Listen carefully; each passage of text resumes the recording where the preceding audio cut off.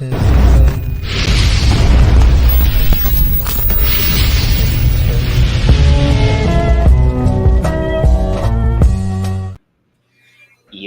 what's good, everybody? Hey, man. What's good, dude?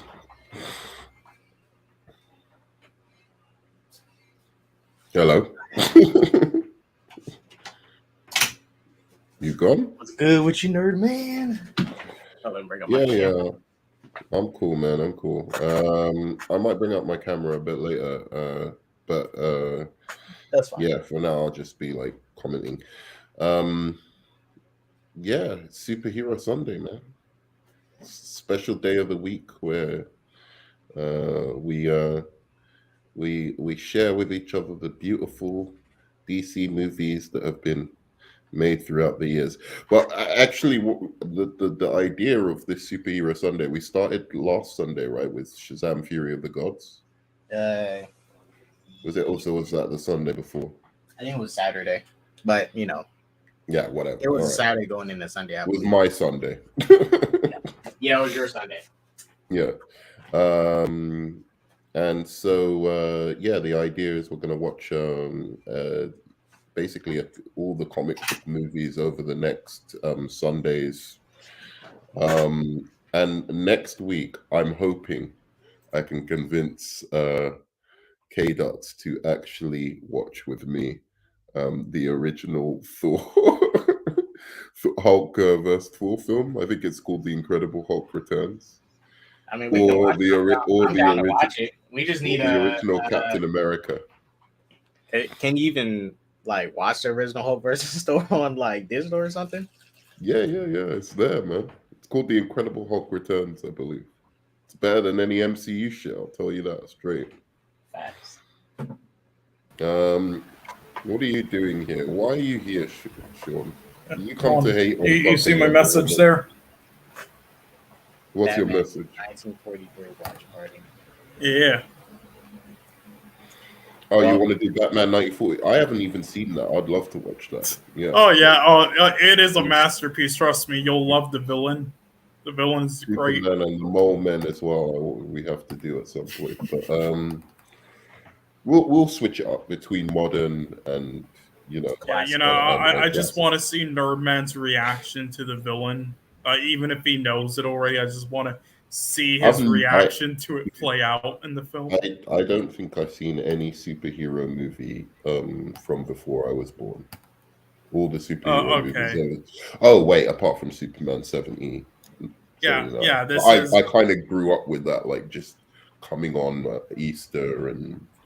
You know what I mean? Okay, okay. So Nerdman, this and basically, and then they made like a Batman and Robin one in like 45 or something. But this and the Captain America one, I believe, in the same year. Yeah, they're basically the first kind of comic film superhero films ever. Possibly, Shazam's the first comic superhero film ever, if I'm not mistaken. I think Shazam actually beat what year was Superman and. I'm not sure. In 1940. I wonder if it will. Oh, Adventures. You mean Adventures of Captain Marvel? Then you might be right, I guess. But okay, yeah, you might be right. But either way, this is one of the first as well. A serial back then. But there's a reason why nobody brings up this film at all when talking about the first and claim that Adam West is the first and never talk about this as the first of anything. And it's not because it's old. We'll get into it if we ever watch it one day for the memes. But it's an incredibly boring film, but just for the memes, Yep. Okay. Well, one thing. Are we ready to watch it? I don't want to watch it with you, Sean. You're just like you're gonna hate for no reason. I'm giving it an honest second chance. Okay, give it an honest second chance. I never said I hated it. I never hated it. I said it's a competent. No, I'm actually glad you're here because I want you to point out to me where Gal Gadot is acting badly. Because I really I said she wasn't bad in this. Well, I This wouldn't film, say she was she good. was that. I wouldn't say she was that good in this, but yeah, she was I All know. right. solid enough. And Well, anyway, we'll see, and we'll point out like the points, okay. and we can pause it and like discuss the moments and whatever. But Well, no, yeah, it's fine. yeah. Just watch it. You don't have to like pause it or anything. No, I'm just saying if we get into a discussion, because I like to actually be able to watch the moments I enjoy rather than like completely talk over them and like Yeah. not be able to soak it in. Anyway, shall we do it? What Sync up on. I have it right at the 0. are you playing it on your stream? No, no, You no. can't do that. I just have it up so y'all can see. Oh, I was gonna say that's a bit bold, bro. Yeah, no, I'm not that bold. Okay, so I'm on 0 as well. So we could go on 1, 2, Wait, Sean, 3. you ready to You sync got up? yours? Cool. You ready to sync up? Yeah, my thing's basically ready. I'm just my screen's a bit frozen right now. Give me a second. I just, Okay, I there. was thinking about this movie and I was just like, I want to watch this because I think it's going to put me in a good mood. I hope it does. Like, I haven't seen this. When was the last time you saw this film? Because I haven't seen it now for 2 years. I watched it with my girlfriend like I watched it multiple last. times last year. I watched it in January of this year. Okay, so I haven't seen it because I wanted to save it up because I want that emotional hit again. I'm hoping that I'll get that again because if you watch it too many times, you just kind of lose it because you know all the beats and you know everything. Do you know what I mean? Right. So Yeah. Yeah, I think it was 2019 or 2020 last time for me. all right, so Ready? we ready, everyone? 3 amigos. Yes. Okay. Yep. Do the countdown. Should I do the countdown or Yeah, you I'm do gonna it. go 1, 2, 3 and go? Okay, so on 1, 2, 3, go.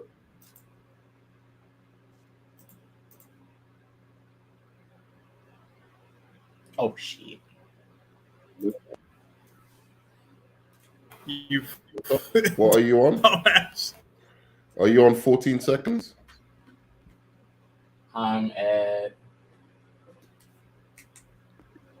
Yeah. You're on the same. I just saw where you are. You're on the same as me. We're close enough.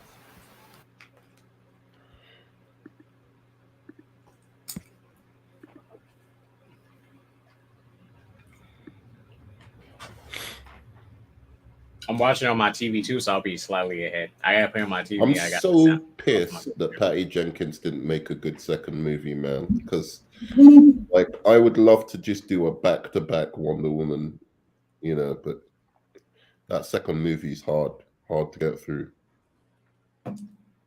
Damn, look at the Earth. Yeah, it looks cool the way she did the Earth there. That was like nice. And really nice shot.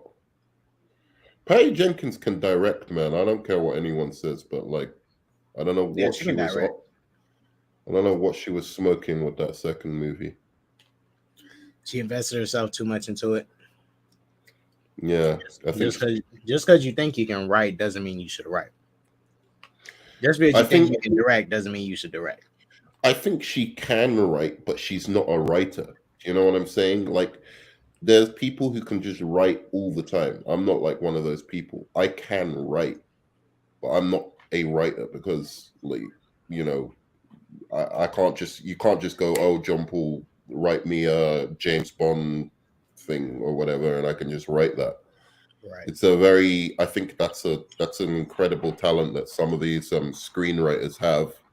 That you can just tell them to write anything and they'll just be able to like boom. Like I have to like feel it, and I think she has to feel it. Like so, she did a movie called Monster, and she wrote that, and that's a good script.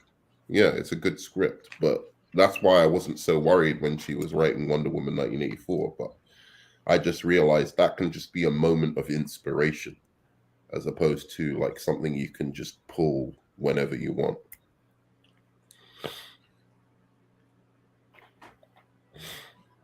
I'll be honest with you. I think they could have done a little bit better with the introduce. Like, Like I think they could have it's Ben Affleck. So try hard.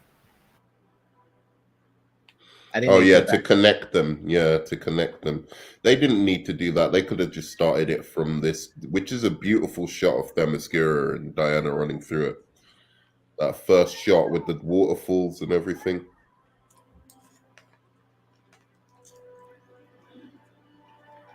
Yeah, you're right though. Do you think they should have had Batman come in there, or what do you think they should have done for that opening instead? I think what they should have done was like Bruce comes to visit and they just sit across each other talking. Not saying you flash now. In some movies they flash back and forth telling a story. Go they go back to the so what happened this part? Well, I think they could have just showed him at the beginning, show him at the end. And he's literally with Diana. They're chilling, maybe getting a coffee, talking. Which would show those like that connectivity with the DC, show that these people are friends and they actually hang out with each other and they do stuff. Not to make it some playground shit, but you know what I mean. That's what I'm hoping for the DCU. Get stuff like Superman and Batman getting coffee and shit. Little stuff. I watched Doctor Strange 2 again recently. What do you think now? It's not as good as I remember it. Told you, man. It's the Wanda. Was it the Wanda plot? Yeah. No, it was still good though. I mean, I'm not trying to. I still like the directing, the horror directing and stuff. I'd like to watch it again with you guys. Hello, Mother. How are you today? She's so cute, baby Diana. Yeah. And one thing I'll give credit. Too bad she can't act. Someone brought this up with the DCEU. They did cast some good child actors for these characters. Like you look at Ezra Miller's child actor, Jason Momoa's child actor, the Diana one. They cast some pretty, even the one to play Bruce in BVS. Dude, yeah, I love the way he just said this chick can't act. How can't she act? She's from I was joking there, nerd man. Jesus Christ. Don't fucking lie. I heard your voice the way you said I said it quickly just to get a reaction out of you. Little fucking, what are they called? Scorpion and shit. Like just little sting here and there. Fuck you, man. Yeah, but hey, the child actor for Ezra Miller. She's a child actress from fucking Scotland doing a fucking Israeli accent just to copy fucking Gal Gadot. Yeah, whatever. Dumb decision.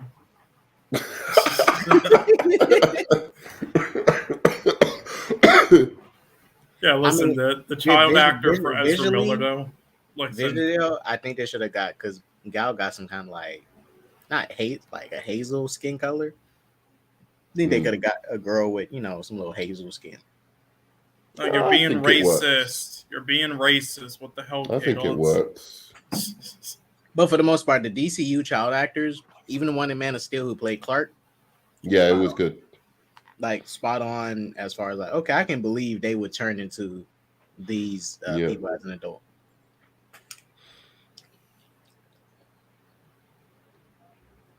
The gods ruled the earth. Yeah. I like this fresco and everything, but I think they could have just shot this in for real. I think it could have been cool. Yeah, this one though, it's like we should have seen it instead of this is a cool little artistic painting they got going on. This should have been the opening of the movie, bro. I agree. You know what I mean? You could have introduced Ares like that, and why did Ares not look like that in the end battle, bro? You had the perfect design there. I'm telling you, dude. Once you rewatch the movie again, yes, I understand the suit is trash, but as far as his villain motivation and his plan, that's fine. It's the suit. I'm telling you, if they fixed the suit, people would have had a better reaction to him as a villain. It's literally the suit that just kind of fucks it up. Yep. He's not like some god tier amazing villain, but he's not bad. Yeah. No, he's not bad. I could have done without the slow motion if they just showed it still. These things I think would have been better. Yeah, she uses the slow motion not really that well in this movie sometimes. It's like a worse version of the house that Jack built during the Dante's Inferno scenes. Jesus. I'll still But say it looks beautiful. I mean, I remember watching this in the cinemas and thinking, "Wow, this is cool." But this thing, I don't like this Ares is killing all the gods. yeah, this was a mistake. But I thought this could be maybe a story that she was just telling her daughter, because like that she says in future, like, it was Yeah, just she a was lying story about I stuff. told you. So I think they could have gone with that. Like, actually, it wasn't true. Yeah, Like, the mother was lying to her. So they should have played on that, because like the mom, as she said, she lied to Diana about being the god killer when she is the actual god killing weapon, not the sword. Yeah. And once you find out she's a god killer, it makes sense why she was so protective of her and not wanting her to leave the island, because she didn't want her to jump into that, lifestyle. Yeah, I know, and it was the most obvious twist in the world, and they didn't even try to hide it in the shots. They basically just spoiled it. Like, you couldn't have done a better job anyway. I'll be honest. I'll be honest with you. I really thought it was really the sword, but it's like it's that part, because mind you, this is based off a comic, right? But they changed enough to where, like, damn, that sword could have been the god killing weapon, right? I think they should have kept it the sword, to be honest. And I think they should have had it like, I don't know, man. She loses it at some point or whatever, and it's because I just think this film would have done better if Ares was just the main villain, straight up. Like, I like it. I like everything they did with it, but like, Ares just being a badass villain would have put I it hate over what the they edge. did. I mean, I like the secrecy stuff. Well, the people that was planning, like the general who she thought was Ares, but it wasn't. I mean, I like it. I had no issue. General's weak sauce, bro. He's the I worst mean, one. Like, the Dr. Poison's henchmen kind of are cool. cool. Yeah, the henchmen are cool, but the people she Dr. thinks Poison are the was bad villains that she's fighting, and then the main villain, it's just they all suck to me. Which one are you saying? I like Dr. Poison. Well, I Dr. just think Poison she was should cool, have but got I like more stuff. she didn't do enough Dr. Poison stuff. Like, she wasn't like poisoning enough people. She was kind of cool, but then they did dumb stuff with her. I don't know. But yeah, I mean, this whole stuff I been really liking the film. This should have been the intro, not that like try hard shit at the very beginning that was just pathetic. Now this is good. Just so everybody know, we're at the part with her auntie now. Yeah, I liked her on this movie. She had a very so it's the part with the aunties training her, the slightly older Diana. She isn't Gal Gadot yet, but she's a teenager. I like this scene. It's crazy how it's crazy how long you realize Diana was alive on Themyscira. Like, shit, 3,000 years. Yeah. See, this is great. This is a great dynamic between a mentor and somebody who's trying to hold the hero back. Yep. I think this is a perfect balance of how they've done this perfectly. And I'm not going to bring it up because I don't want to get into like a 50-minute dissertation on the other film that it compares to. I mean, to me, I just think the acting could have been a bit stronger. Some of the writing is cheesy. The intense. What's cheesy? Stop saying cheesy. Explain. What is cheesy? What do you mean cheesy? Specifically, give me the line. It doesn't feel authentic as I wish it could have in this scene. That's the main thing. There are many things with cheesy, but that's the main thing with that for me with this scene. What's inauthentic about the scene? I don't like her turning so fast, but like they've only got so much time. The line delivery, some of the writing, I just feel like they could have done a bit better there. Like honestly, some Game of Thrones stuff would have been better instead of whatever they came up here. I don't know, man. It's hard to say what you're talking about. Like, I think what's her name is doing really well. Like, what's the actress? Both the mother and the aunt. But the actress who plays the aunt is, I think she's doing a really good job. I'm kind of finding it hard to see what you're talking about, to be honest. I didn't say she isn't overall. I just said that one scene. Anyway, I'll be back in a minute.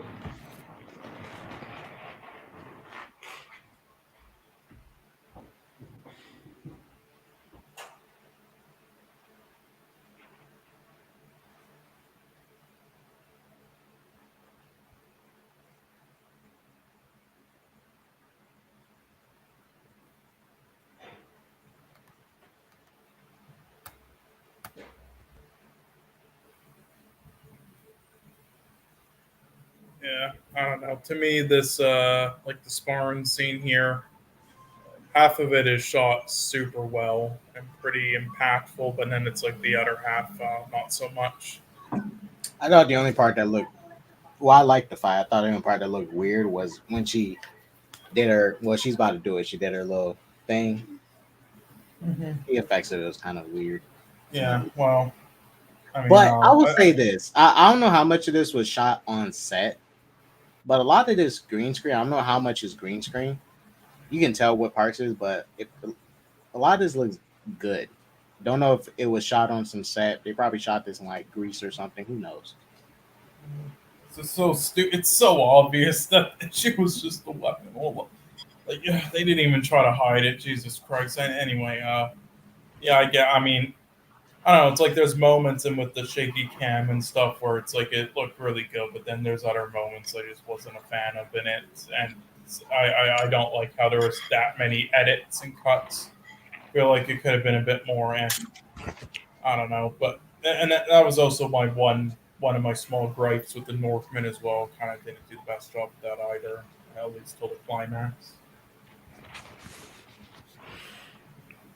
Yeah, man. I'm not trying to be harsh. It's just like sometimes I don't understand what people like. I need content to criticisms. Otherwise, you can't really like. How are you going to argue against it, or even understand like because cheesy is just subjective. To me, it isn't cheesy. To me, it's like honoring. Okay, well, yes, but was I trying to be in the objective there? No, I know. I'm not saying it, but it's hard. Like if you say like this part because of this, then it's like I might be able to get it and like. Well, I did engage pretty with it. much do that. I said for me it's cheesy, and then you asked why, and I said the reasons. Like, I thought the line delivery could have been better. Didn't feel much tension there. So it's just the line delivery. It's not the dialogue itself. Well, it's other moments, but you know, it's multiple things. There, but yeah, okay. And now here's this is one of the, I think, better parts of the film. Basically, Which they stole from my screenplay. Yeah, no, I don't even mean like this scene. I just think like this, just how it starts here. I think that Chris Pine and Gal Gadot's on-screen chemistry was really good, at least in the first film. The second film, not so much. And I think that made her look and the scenes with him look like a better actor than she actually was, and as Wonder Woman. And then after that, she just kind of flopped. Yeah, here's what I think about the problem with a lot of superhero sequels. Like The Dark Knight did it perfectly. Like The Dark Knight, instead of just playing off the themes of fear and whatever, or Bruce Wayne being scared and blah blah blah, and that's why he created Batman. They came up with a new theme and had the villain center around that theme, which was chaos, right?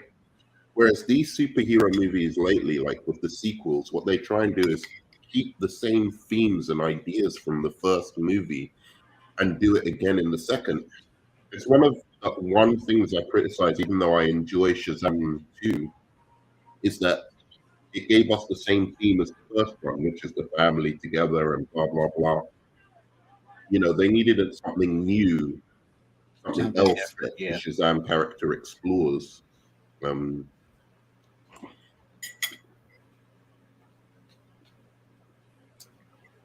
Gosh dang. If I was saved like that, I would just pretend to stay, passed out still. So, before I can get some mouth to mouth.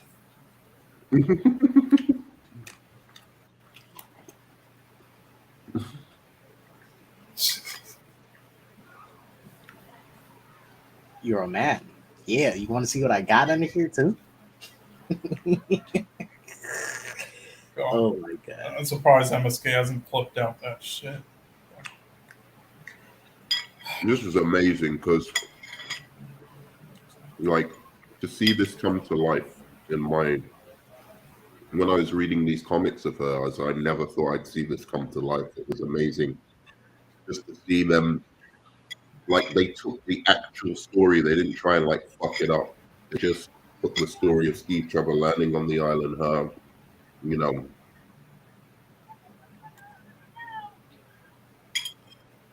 Because, for a long time, they were trying to do this Wonder Woman film. Yeah. And they kept changing the origin. They kept originally changing wanted the story and doing stupid shit. Originally, they wanted to do a TV show with Pedro Pascal. He's supposed to play Steve Trevor. They're trying to get a TV show off the ground in the early 2000s. Some of the footage released from it. Did you see it, Nerdman? No. Pedro Pascal is Steve Trevor. Yeah, I'm going to send it to you. You can watch it later. You can maybe react to it after. That made me laugh. There's one. I'm going to use your word now. There's one cheesy shot. Yeah, it was supposed to come out in 2011. What is with the slow motion? It would just be way better if it was more in light and less more raw instead of just like trying to go for this. This action scene is dope, but there's one thing that they fuck up with it. And the Amazon should have had magic. I don't care. They should have had some magic shit as well. I think for this scene they showed their physical, skill when it comes to using weapons. I think they should have tried to show more of their physical strength. Did you see? Remember in Justice League when they held up the thing? I think definitely they should have showed off more of their fighting skills, but they should have introduced the fact that they have a couple of magic items, like they can pull out as well, because otherwise, in future, how are they going to fight the Atlanteans? You know what I'm saying? You have to think about that. You can't just suddenly bring, now the Amazons have magic and stuff, loads of shit that they didn't have before. I'm sorry, this action scene at points just feels like some Bollywood trash. I just feel like you could have done this better in areas. At that point, she's got good ideas for the action, but she doesn't have the best shots. Yeah, I'd say near the end there with her mother was better. But that's why Zack Snyder's action team was still, was overseeing this stuff. But this is good. This bit was good. I don't care. This is one of the only slow motion bits that I thought was really worked. But she hits 3 arrows into the guys. That was sick. But this is the shot that I'm just like, when she says no, they didn't quite do that properly. That shot wasn't clean.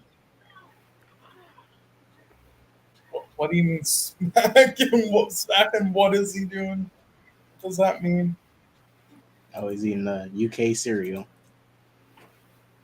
Oh my god. You mean snack? I meant eating cereal and then be snacking, yeah. We'll grab some I can tell that his team was overseeing this. That's why it looks like Bollywood trash. Shut up, Nicole. That's why a lot of Middle East action don't look good. Is that what you're trying to get at? It depends. If he's going for bro. something like 300, sure. If he's going for something like BVS, it looks like shit. BVS action looks dope, man. I don't know what you're talking about. It has like one good action scene. It has like a few good action scenes. It's got the Batmobile chase, which, if you can get over Batman killing, is actually a fucking good action scene.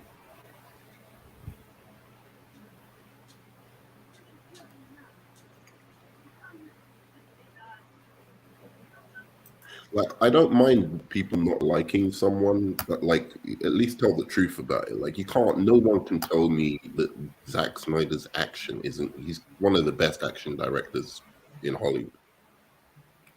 Like, from what I've seen of his stuff, and that's coming from someone who does not like a lot of his films. You can't tell me Man of Steel action isn't good.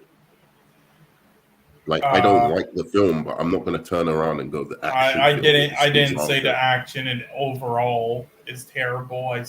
There's some good moments and then there's some terrible moments. But I mean, they call him like one of the best. In Man of Steel. Yeah, like some of the stuff when he was flying around was cool, and then there's other points that is just terrible.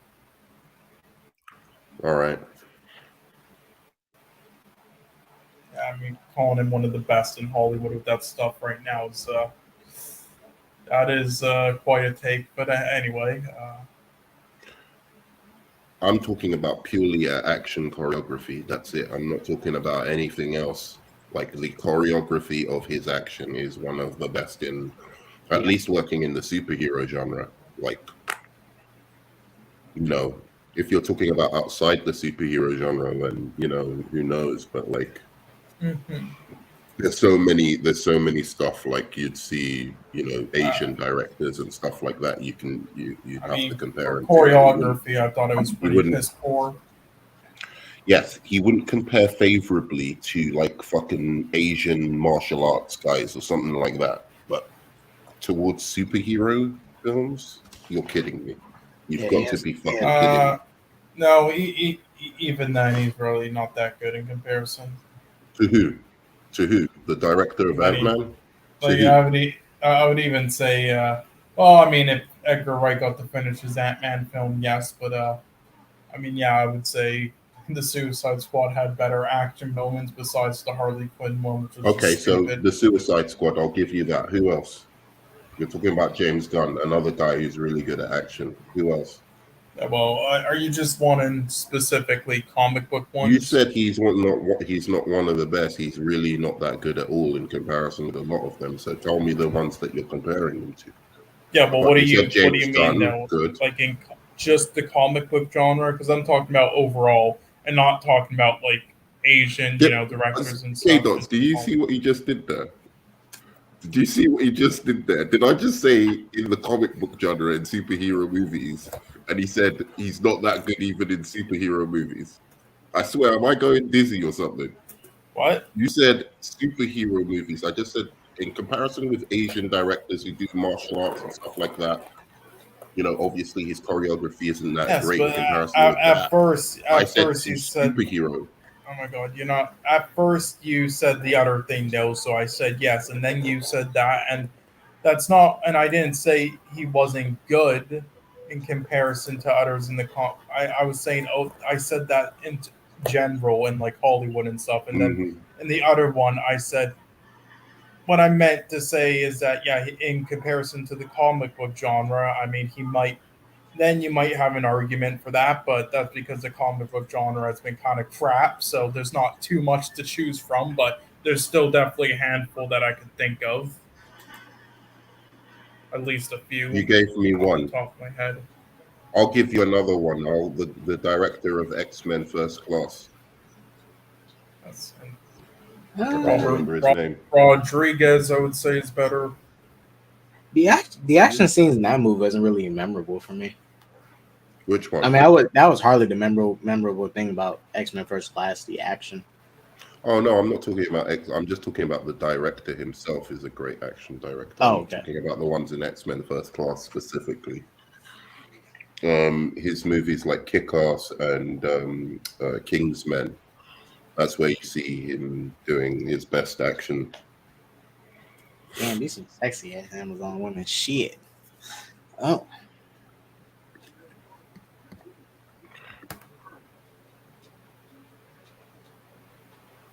Now, Nerdman, if you landed on this island and, if Hippolyta demanded for you to be her, be her mate by force, would you do it?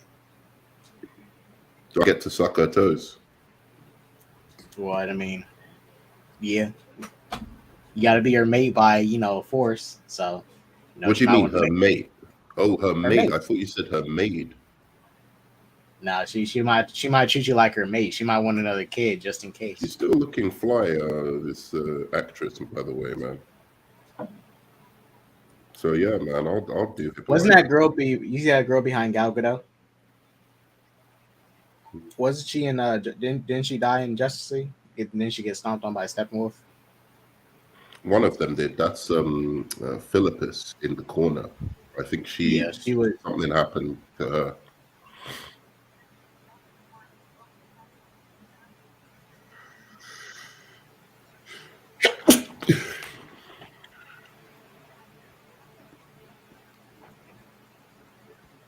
They did good with the armors and the costumes. Costumes really good.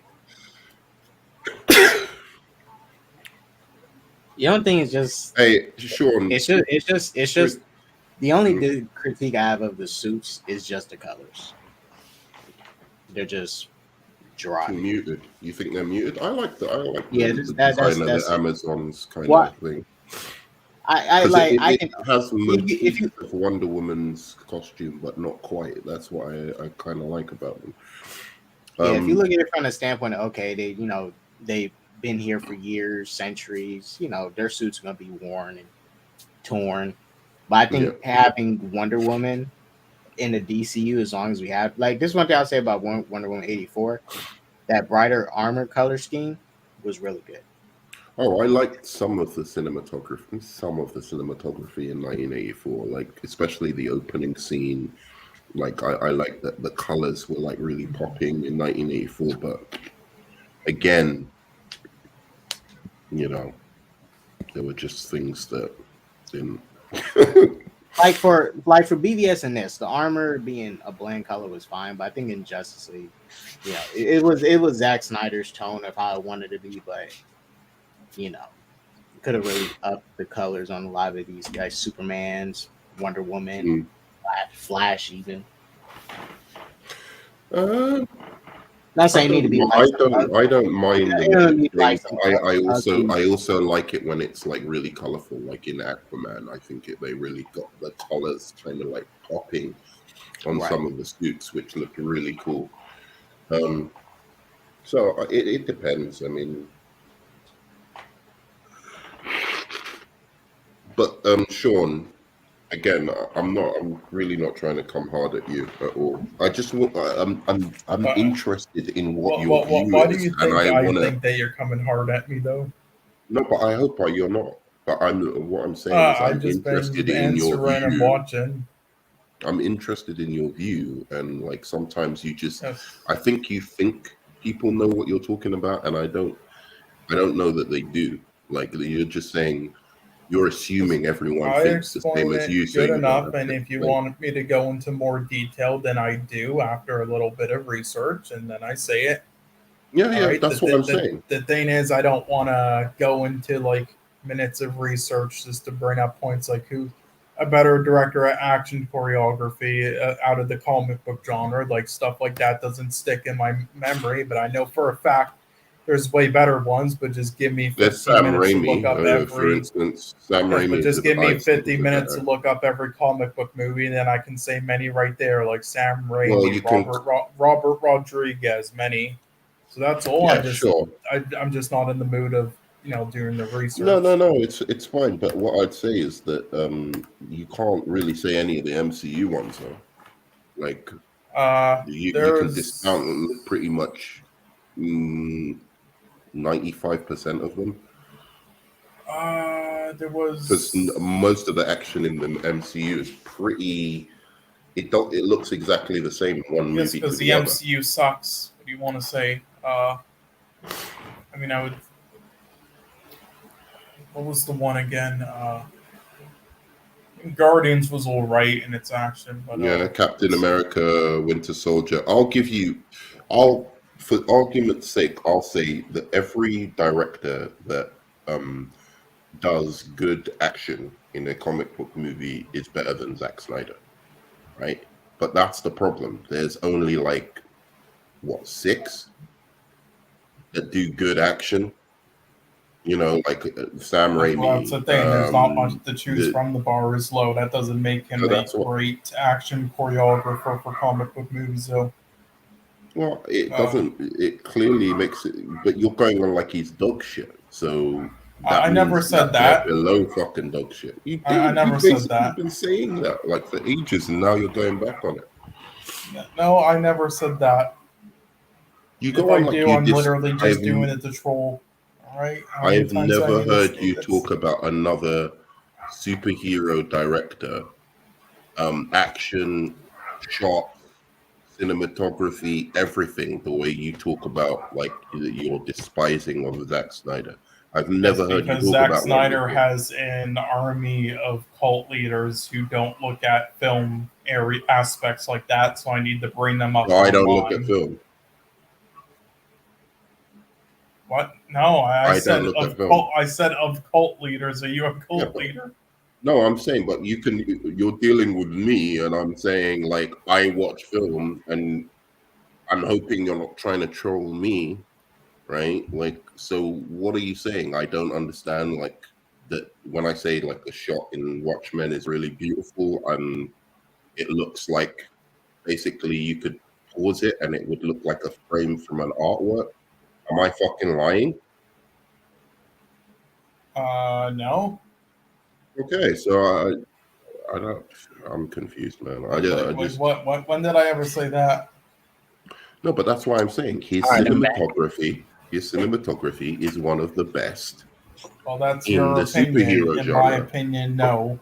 There are shots that are, and then there are other shots that I don't like, and that's the problem with Zack Snyder. He does some shots that are really well done, like some of the shots with Batman and Zack Snyder's Justice League, but then he does other things and he fucks up with the color palette or the lighting and such in them, or making it too fucking blurry, and it just ruins it when it could be a lot better. So Shang-Chi is like that's better, yeah. When did I say that? Oh, I'm sure he had good moments. Overall, the cinematography wasn't like. The cinematography in Shang-Chi was like non-existent. I think the cinematography in Wonder Woman is pretty damn good. Like it's like it. The thing about it is like it looks drawn as if like it could be on a comic book page. It's just one step away from being on a actual comic book. Yeah, like, no, the visuals in Wonder Woman are pretty good. That's not one of my gripes. It's one of the better visual DC movies. That's why I said it's a competent film. It's a all right film. It just has dumb shit in it as well. And it's probably the best. Okay. You guys see the scene where you guys see the scene we're all looking at now, where like the lighting here with. And there's some issues with sometimes even Zack Snyder's cinematography when he covers scenes at night, right? And it was some issues with the Batman. Shit is too dark at some points, right? Like this is at night, but it's like beautifully lit. You see. But can I say one thing? You see just enough of their face, but it shows a sense of okay, this is taking place at night. Well, my opinion. Can I say one thing about this scene, just quickly? Go on, that. Go. Me? It's just I wanted to talk about this scene. Oh, well, I was just quickly going to say, when it comes to like these scenes at night in films, I don't mind if there's if it's not showing too much. It just depends on what they're going for. With stuff like this, it should be a litlittle brighter. But the thing that I mainly hate with nighttime scenes in films like Wonder Woman like this is when they are filming at night and do need to try to have some brightness. They just use this shitty artificial fake bright lighting and bright. Right. Can I say the one thing before this scene finishes because it was specific to this scene. Go. Yeah, So go ahead. this is really good performing by Gal Gadot, right? So when people are saying about her acting being shoddy in this movie, I look at this scene. This is a great scene of not only does she show her noble side, but she made the acting choice of actually making Wonder Woman or Diana like still kind of like a teenager almost in terms of her emotional maturity. You know, she's like, I've got to run away from home. She's doing the right thing, but she's even saying it like she's an impetuous child. And I thought that was a really, really good acting decision by her. And there's stuff on the boat where she does the same thing, where she comes across as having a kind of childlike innocence. And I don't know what people are talking about, well, her acting being bad when I see these scenes of her. This is some good stuff in here and on the boat. So you can carry on talking about the nighttime thing if you want, or you can respond to what I said.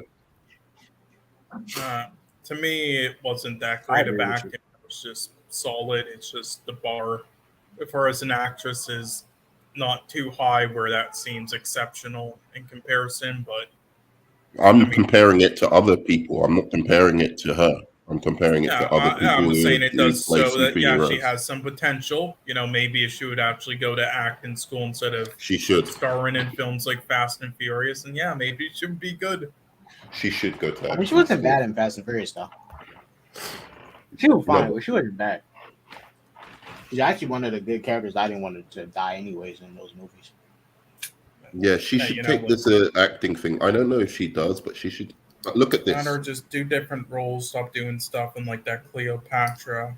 I don't know if she's still doing like Zac Efron and Shannon Tatum were memed, but they've been now doing more indie roles lately, and they've been looking really great as of late now been getting a lot of big roles and stuff like A24 films and whatnot, and she should just do that. And that's also how Robert Pattinson redeemed himself, so just do that. We have the resident MCU hater here. What's up, Hanzo? That's also how Elizabeth Moss kind of being the DC hater, because I cannot sit here and allow you guys to talk fucking garbage about this Wonder Woman DC crap. I have to come in here and bring some enlightenment to your stream, bro. Hey, I'm showing love to Wonder Woman right now. Showing what? I'm showing love to Wonder Woman right now. We got. He doesn't like that. This you don't like that. We can't be showing love to anything DC. Let's be real. Yeah, we know you like that Captain Marvel nonsense, Hanzo. I say, like, these scenes are kind of the better ones in the films because, again, the chemistry for her and Chris I wish we had more. Good. Yeah, I wish we had more. I not only think that. Yeah, go on. I was saying, wish we had more scenes on the boat because this boat journey was probably like 2 weeks or a month. Yeah, and there were some of the best scenes or conversations. Yeah. I think the chemistry built up is great, but I also really love what she's doing, which is, it's so easy to think of Wonder Woman Diana as like this big, tough warrior kind of thing, but she's playing this childlike kind of wonder to her and naivety, and she's playing it really well, I think. So, again, the point is, when I watch these scenes, I don't necessarily see Gal Gadot. I see the actual character, and that's what I think is important about acting. So,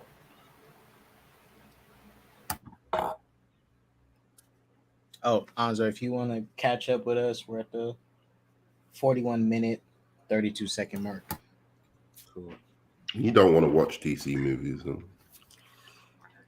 Should we pause it and let Anzo, if Anzo wants to catch up? Sure. You want to catch up? I can catch up without you guys. All right. Okay. Huh? No, I can catch up. You guys pause it. Okay, yeah. We'll pause it. Okay, I'm on 41:55. No, I'm saying you don't have to pause it. I can catch up. Oh my god. Oh, okay. Okay, can you fucking hell, bro? Can you go to 41:55? Because now you're ahead, both of you guys. You are a motherfucker. Wait, I'm at 42:06. Yeah, I know. I paused it. Just tell me when. Did you pause? Is it at 41:55? Yeah. Yeah. Okay, I'm at 41:55. But wait for K Dots. You back? All right, ready? Yeah. All right. On 1, 2, 3, Wait. 1, 2, 3, go. Yeah, there we go. Yeah, no, a film that we need to do a watch party of and revisit is definitely Sin City, because then maybe Alonso will actually change his mind because he somehow hates Sin that. City 1, not 2. 2 is yeah, 2 never happened. I don't know why they made 2. That was such a so unnecessary. It was too long after as well. They should have got the script writer from the first one. And I don't think it was terrible. It's just there was literally no point to it. It was just a mediocre, weaker in every way. Guess what we're doing? Guess what we're doing next week for Superhero Sunday, Onzo? An MCU movie, a real superhero? No, we ain't watching that shit. Howard the Duck. We're doing Incredible Hulk Returns, where it was Hulk versus Thor, the real Hulk. What are you talking about? That fucking 70s show? Yeah, the real Hulk. Oh my god. The real Hulk before the MCU it is the better Hulk we have. Them up. Stop your shit. Sadly, it's the best Hulk we have. It is the best Thor as well. It is the best Thor as well. No, it is not. No, it is not. You're gonna have to watch it in agony as you see how terribly the MCU has butchered those characters. I'm gonna sit here and watch that fucking old crap shit with you guys. You are out of your mind. You're lucky you got me on here watching this shit. See, he doesn't want to see. This is how the MCU fans do it. Do you see how the MCU fans? It's like somebody goes to you, like you don't believe 1 + 1 = 2, right? So you're like, oh, okay, like you're just.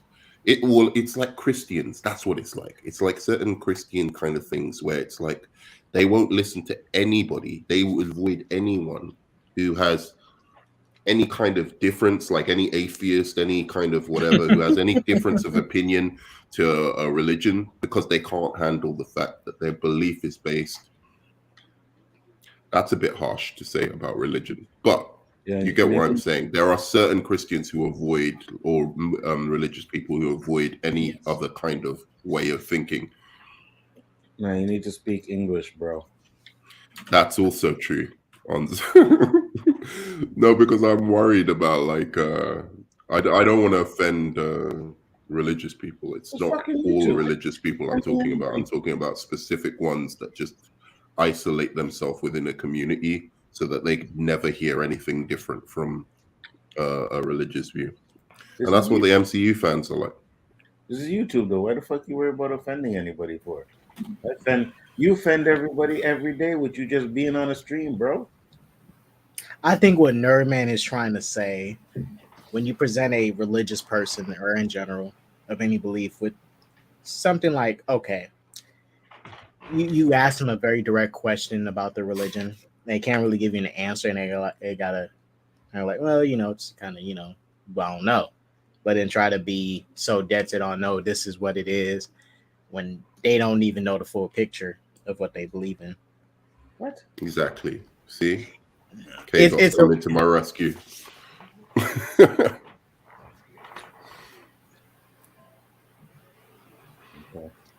it's like, you don't want to watch that original Incredible Hulk because the facts.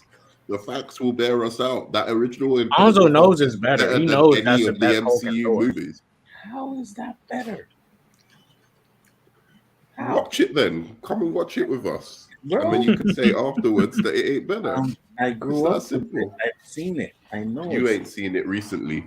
I don't need to see it recently. You've seen that Thor Love and Trash recently. I like the attempt with. Forget it. I seen it once and that was it. But I'm not watching that crap. I seen that once and that was good enough for me. And so you're not going to watch the Superior Captain America with us as well, right? The old Captain America from the. We watching all that shit. Yeah, we're gonna watch the 1941 Shazam. We do need to watch Howard the Duck too. I have not seen Howard the Duck. Oh, it is. Oh man, that's gonna be way down the line, man. Let's not watch that soon. No, we're watching that. I have to build up to that one. That's gonna. That's the magnum opus. Why don't you watch? I knew you'd like that film. Why don't you watch the Indian Spider-Man movie too? Yeah, the I damn near don't even want to watch that shit. I'd rather watch Japanese Spider-Man. Well, either or. I couldn't do that Indian Spider-Man. Indian Spider-Man was fantastic. In Pakistan. That shit was blasphemy, malarkey. There was a Superman one too. You guys can watch that one too. Yeah. That those Superman ones are superior than the fucking Snyder cut shit. Mm-hmm. Yeah, well, they are superior than that because it's not hard to beat. Anyway, thanks for reminding me though, because I need to add that to my tier list. Those Indian ones. There we go. To what tier list? Oh, I'm gonna make a tier listing, and unless there's like a image limit, then it will be ruined. But I'm gonna make a since that one we did with Jaded was missing a lot. I'm making every comic book movie and graphic novel and superhero film that I can possibly find and put it on a tier listing, and then we're gonna do it. Yeah. Be doing little like zingers, wouldn't you? Yeah, because Norman wanted to get my opinions as well, and then I'll send it to you guys afterwards, and you can do it. Well, like we can see also. I don't want your opinions on anything. Why are you lying on me right now? I'm the founder of the best opinions. That's what I was saying. Nerdman has to be fucking high if he wants your opinions on anything. You're just jealous of my opinions, all right? Oh, absolutely not. Maybe one day you can get Absolutely. He's not. way too intellectual for us, man. The guy who hates. This was a funny Nerman. I thought it was a funny moment with the secretary, not well with his assistant. That I think they should have not put in the trailers. Yeah, they shouldn't have. It actually was. I was worried about it when I saw it in the trailers, but actually it worked really well in the film. She was a very good Etta Candy. You got MCU joke vibes. Stop it. MCU joke vibes are funny. This is not funny. Nah, Anzo, that MCU comedy fell off. Practically look at the camera and fucking make the joke. They're like, oh, another funny line coming. They're so terrible. It's such. And that was also what Suicide Squad 2016 did. It's like, hey guys, this is now the scene where we're supposed to all become friends, even though nothing is earned. Oh, no. The El Yalo said we're a family. Oh, you mean the Suicide Squad? The superior about family. The superior one was the Suicide Squad, done by a Marvel director. You're talking about the animated film, then, yeah?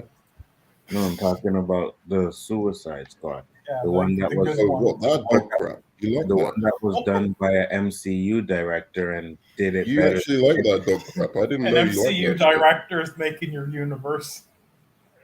Yeah, exactly. Oh yeah, he really gave the DC fans what they wanted. Fucking Spot Man.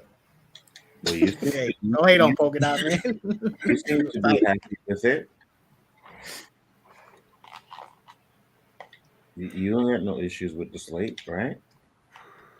What slate? James Gunn slate. Dude, once this new Flash movie comes out, I'm only watching like basically the characters I like. That's it. I'm not watching no fucking dumb MCU version of what's his name? Golden Boy or whatever. The one from the future. Booster Gold. I'm watching that shit. I'll be cracking up whenever Nerdman be butchering the names on purpose.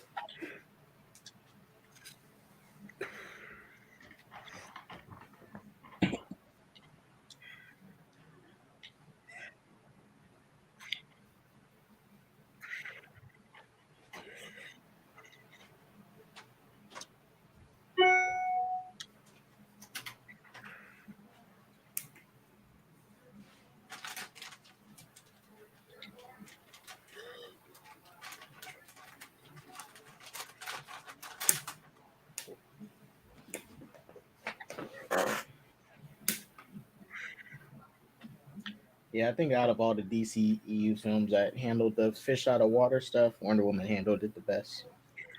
Yeah, because it's actually part of her story. That's why. Well, there shouldn't be another fish out of water story in DC. Like that's Black Adam. Diana specifically. Black Adam, it shouldn't really be a. Well, yeah, you're right. Actually, that is kind of. He is a fish out of water. Yeah, but he's supposed to face Shazam. that's when he's supposed to have his fish out of water. So it's not like you should be coming in just like. Yeah, it's not. You know what? It's not a story like this, but you know, Wonder Woman still handled the concept the best since it is part of the origin. Yeah, it's true. Oh, I missed the bit where she was like, "Oh, baby." I really like that. Actually, that was kind of cool.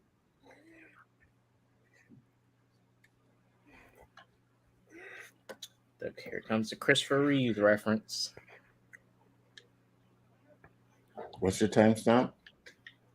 I'm currently at 52:43. Okay.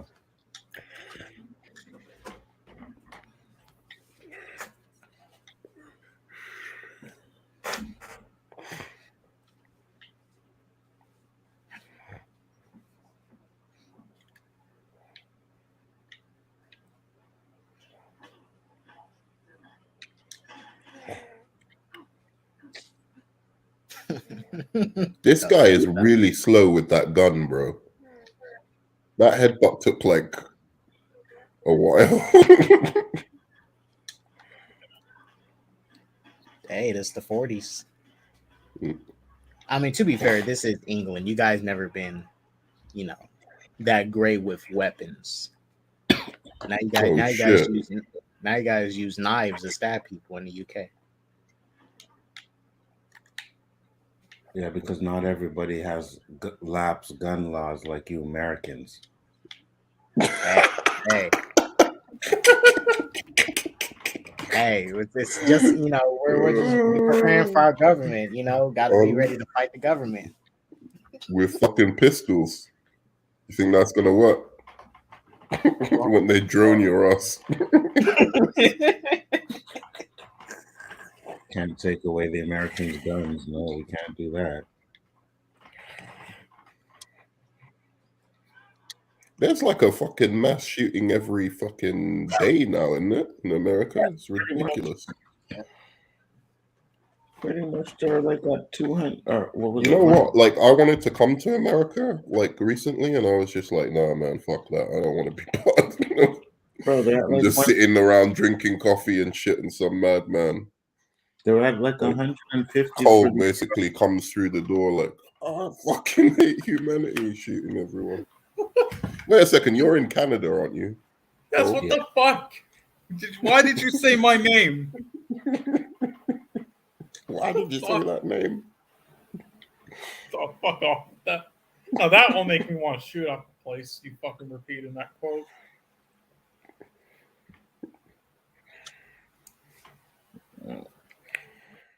And Cole's the one to shoot up a place. You can just tell. Guaranteed.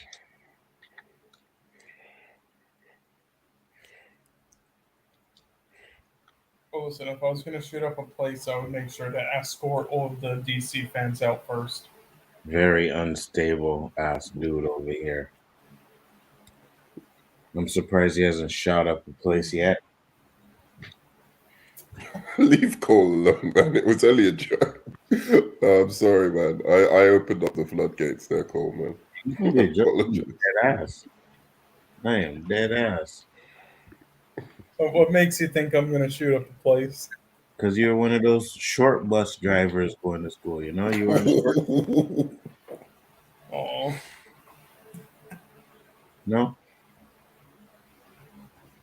Yeah, no, sadly, we never had a short bus. You didn't have the short bus? No. Lies. Oh, actually, there was this one when I was in Ontario for a year. Sadly, never got on board, though. Liar.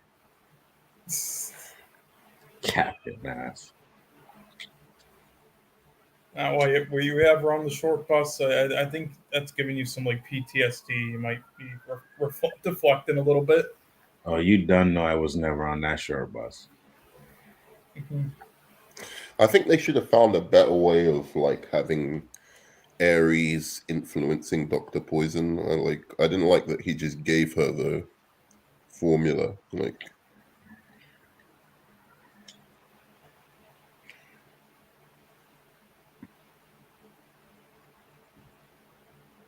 And that whole character is just stupid.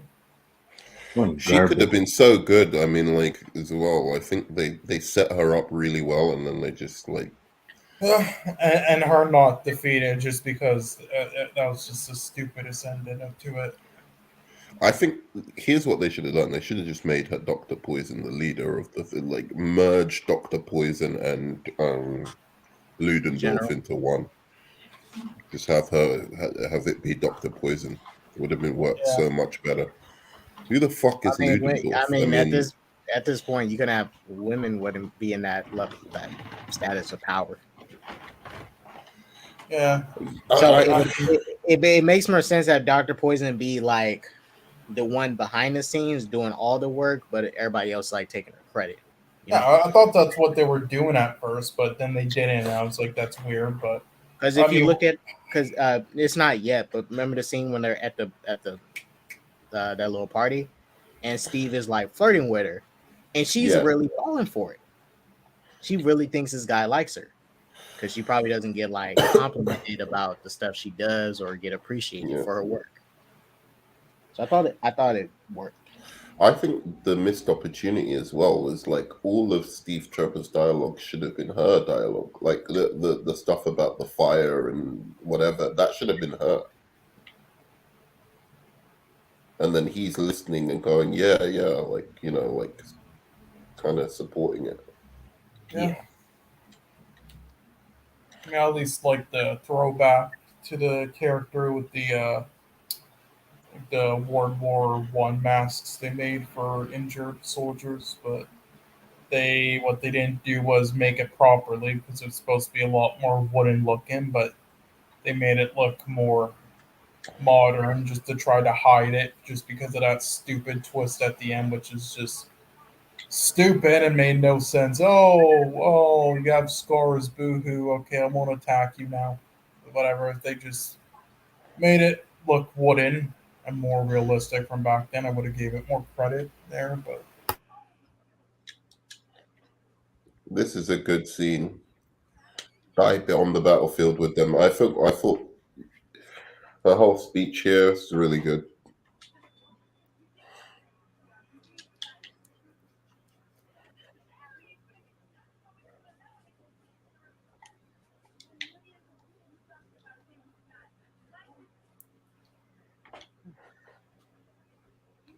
Dang, Diana's lucky this ain't the 1800s. They would have threw her in a psych ward. Hey, you can't show emotion. Ooh. Oh, you're getting out of turn? Throw you in a psych ward. That's what they used to do. London wasn't shit for that.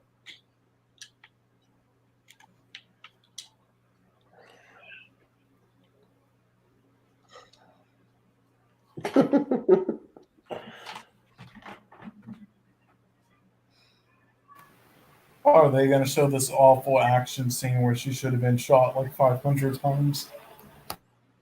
Why should she have been shot 500 times, Paul? Jaded brings it up well. Don't worry. Well, of course, Jaded does. Cold logic. Jaded I like this. I like this dude. He's one of the better characters. They should have brought him back for the second film, like this guy. You know, the Arab guy. Yeah. He's a fun character. He's one of the better supporting cast. But I think the Native American dude and the white guy they could have got more. Yeah. They was all right. See, this is what I'm talking about. You see how Diana deals with the man who's coming onto her in this scene. Right? This is so much better and so much more charming than anything they did in 1984. Where she was just really like scathing and cold to like people.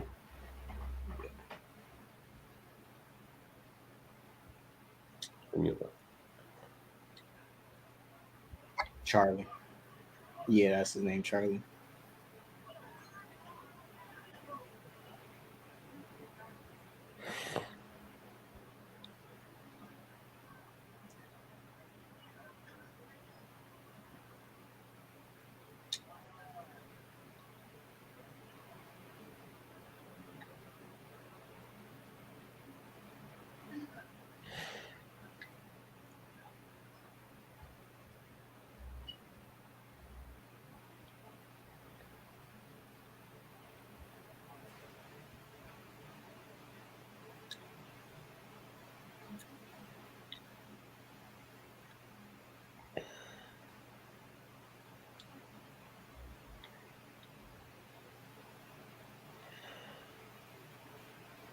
Yeah, so far, this rewatch isn't really changing my opinion much from before. But hey, I mean, I knew it was cool. maybe when we get to that action scene, on the battlefield, maybe I won't think it's as stupid.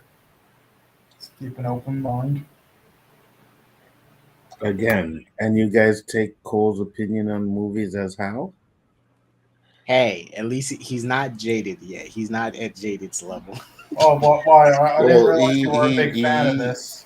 he likes A24 movies, so at least he likes something. I didn't realize you were a big fan of Wonder Woman, Onzo. It's good. Yep. And I'm saying that because now I know you don't like it. So yeah, it's good. Well, that's how he is. Hey, Onzo, I really don't like Shazam! Fury of the Gods. Yeah, it's still trash. Well, Onzo, you just bamboozled yourself because I said it's solid and I like it overall. So Damn, she threw his ass. You said you like it? You're lying.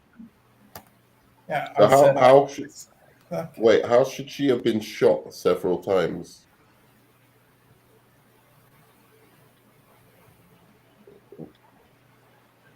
Wait, Sean, you was talking about the scene in this pub, right? Wait, you were talking to me? Yes, they were talking. Yeah, we're asking. No, you not should this have been scene. shot. The battlefield scene later on, not this scene. Oh, so she should have been shot several times on the battlefield. Yeah, no, this scene I like. Oh yeah, I said it's solid and I enjoyed overall, Onzo. So good job with that attempt. You're lying though. Yeah. Yeah, I never said I loved it or anything, but sadly, the DC EU before James Gunn came in was such a low point, and before the Batman. You're and such a low point of the entire human story, like basically. You just human story. You just ruined that joke. Human race. What the fuck? Anyway, I'm talking about like the story of humanity. It's at a low point since you've been born, man. Yeah, it is at a low point, and I'm saying how it is. So yeah, I'm their savior. Oh God, no. No. If Cole is our savior, kill me now. Okay. Do you like with like a rope or a revolver? Whichever See how he one. said a rope. Yeah, that's what I was gonna say. Whichever one you like to use, Mr. KKK. Oh, well, you see, I like the Hanan scene from The Mummy. Do you remember that scene? No, I don't, but of course you do. Yeah, where like Brendan Fraser is like hanging on the rope for like a minute, but he didn't die somehow. Do you know that one of Patty Jenkins' influences for this movie was A League of Their Own? And you can completely see it in this scene. Yeah, you can see that. You can see it. Yeah, that's why I think it was a good shout. That's why this movie's so garbage. You don't like A League of Their Own? Are you nuts? No, I don't. You really don't like A League of Their Own? No, there's no human being alive who doesn't like A League of Their Own. That's fucking crazy. There's one. Are you serious? Yeah, I don't like that shit. It's better than every MCU movie, bro. Better than every DCE movie, because every MCU movie is better than every DCE movie. Sure, that's not true, but I'll give you that. It's probably better than every DC movie as well. Well, you don't like A League of Their Own. Exactly, like that's fucking nuts. I get it because it has women in it. I see. Did I stutter? Listen, I get more women than you can count, bro. So let's not use the women thing, all right? JB What, like 10? He can't count to 10? What are you talking about? Nerd man, 10 is your number. And you yeah, the number of like if you're ranking my girls 10 out of 10, yeah, that's right. Don't count. Well, you see, I don't rank too many a 10 out of 10. I need to save it, for the top of the list. Man. You know why you don't rank? Me and Sean like the skanks, bro. You know why you don't skanks rank? Deserve love as well. 10 out of 10? Because you're into dudes. That's why. Yeah. What's wrong with that? Yeah, I knew that's where he was taking it, and so I'm just gonna say, what's wrong with that? Oh shit, he's taking it back to them 50s jokes when he was born and shit. Chris Pine in this is pretty. I would say that's like a 9.5. He's hot, eh? You like him? Oh, totally, yeah. I like this guy with the mustache. Like, this guy's fucking. I knew you were gay from the minute I seen you, bro. I like the guy with like the hunchback in 300. You were gay the minute I met you, so that's no surprise. What? Tell me, how did you not watch Top Gun or 300 and not, come on, so I still need to watch Top Gun. I'll tell you. I haven't seen that Top Gun movie. I didn't like the first one, so. Oh my god! I think that's a little bit overrated. Okay, the first is a product of its time. The second is good. But yet you're talking about a league of its own, but you didn't like the first Top Gun. League of its own is way better than Top Gun, bro. Yeah, out of your mind. No, Top Gun is a product of its time. It's pretty cheesy. It's like Ford's era, but listen, the second is. Is it? It's really good. The second, I couldn't believe that. Yeah, I don't think it. The reason why it has like high ratings on a lot of sites and it's kind of considered overhype is because a lot of people didn't have. It's because people didn't have like any expectations for it, and with other legacy sequels, and they were also getting tired of dumbasses trying to swerve. What do you call it? Swerve expectations or whatever you call it. Here we go with Cole's explanation as to why people say it's good. Wait, I thought it's got actual plane fight, that's dog fights. That's it does. It does like again. The actual planes. It's really good. I'm just saying that's why people kind of rated it super high then and like called it a masterpiece when it first came out because of their expectations there and all that. But then it came out and it turned out to be really good actually, and they didn't try to do some just bullshit that kind of swerved your expectations. It just played it nice and safe like a legacy sequel should. And then Tom Hanks, top a million movies better than billion. Fuck it. Let's just go for the truth of it. English. Top 500 million movies better than MCU movies. That's easy. Then it's just any short film that a kid did in his backyard is better. Then we gotta go to 10 million movies better than DC. Dude, there's no movies better than the DC movies. The DC movies are hype, bro. Hands down. Especially that Shazam Fury of the Gods, bro. I'm gonna watch that today. You guys have the Batman in your category. And the Batman is one of the fucking most boring, garbage, fake superhero movies I have ever seen in my life. It's okay to be wrong. Yeah, it's all right. You've been wrong many times, Cole, so don't worry about that. So you haven't seen A League of Their Own. Okay, so let's start. League of Their Own. Independence Day is way better as well. I mean, let's be real.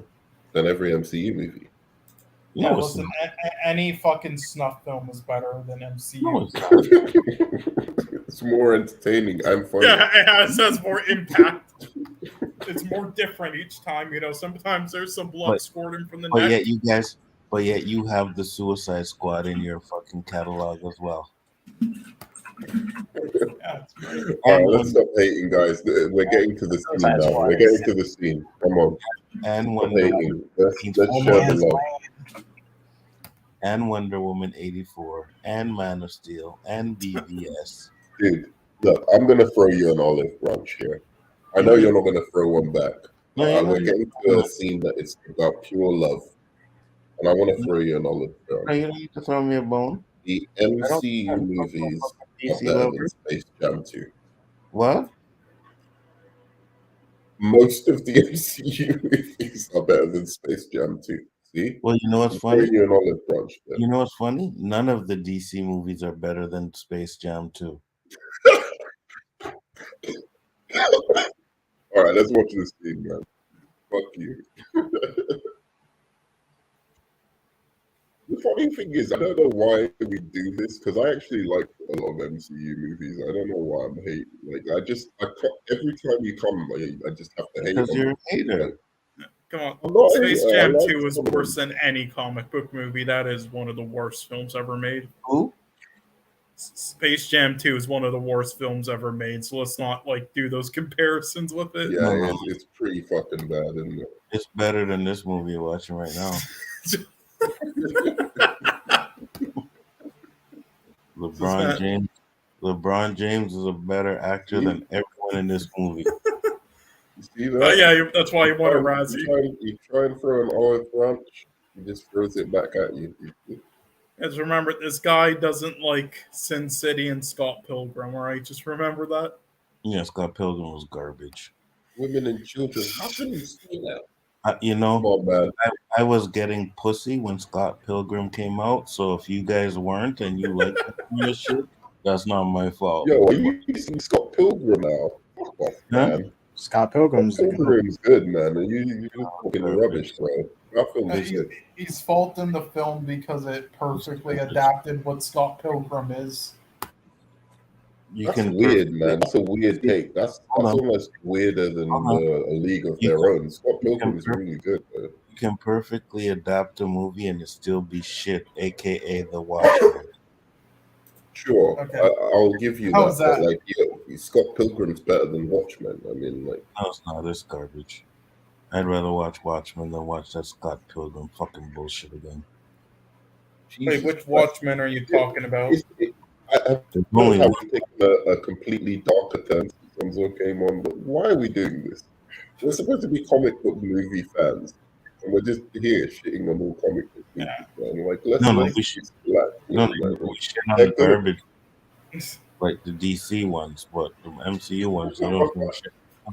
I'm sorry, this shit is just so cheap. This is like a supermodel fucking walking on the battlefield, blocking bullets.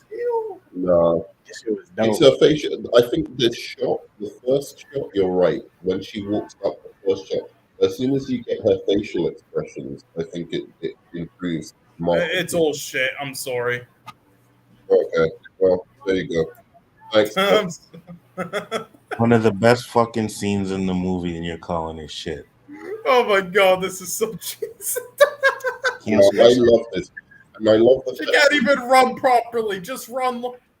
No, because Patty Jenkins actually thought about this, and she made it so that the way she's deflecting it is more like a feminine style rather than doing it in a masculine way. I thought it was clever. This is like Megan Fox and Transformers 2. Nah, this shit was tight, Sean. You taking it too far now. When she brings up the shield and stuff, it's a bit better, but.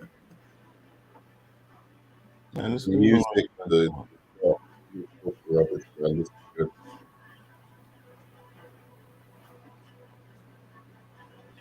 Damn. It looks completely like a frame out of a comic. Great cinematography here, actually.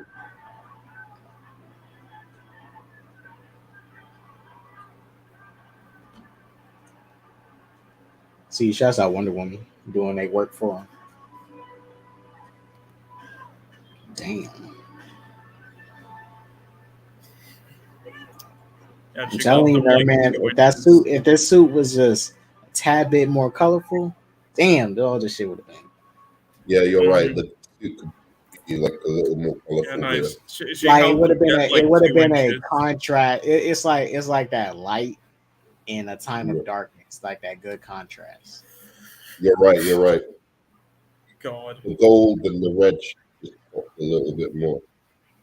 Yeah, thanks, I Wonder think Woman. the blue. I think the blue is a fine color. The blue's fine color. Red and gold definitely should have popped.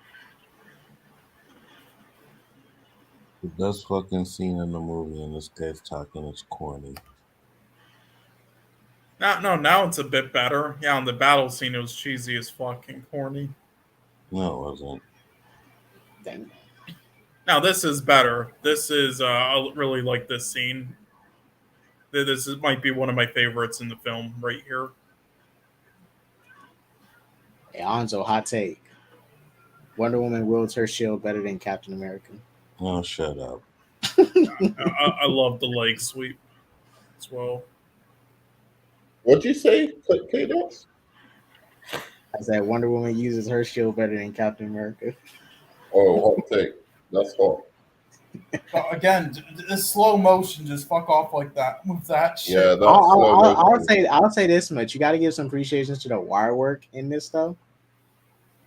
Yes, the scene is fantastic. Just the slow motion's ruining it a bit. But yeah, the slow motion. Too much slow mo. That's not.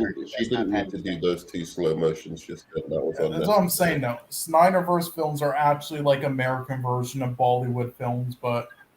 And that's not to say they're garbage, but just to say that they have aspects of it that just like Bollywood films are bad, and those things drag them down. But I think she just got a bit carried away with the slow motion there. That's it. It wasn't terrible, but like she just needed to like chill out with like some of the stuff. You need that slow motion all in that section. I don't know what you guys' problem is with the slow motion. I love it. I don't get it. Like here, it's okay. That slow motion here is fine. It's actually quite good. That CGI is so bad. Holy fuck. No, what are you talking about, Sean? Are you talking about when she flipped the I think we've got a problem with eyes though. I'm not lying. I'm very serious here.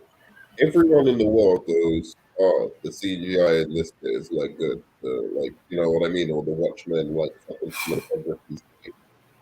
You're like the only person. Like, even people who don't like the movie are like, yeah, the cinematography is fucking incredible.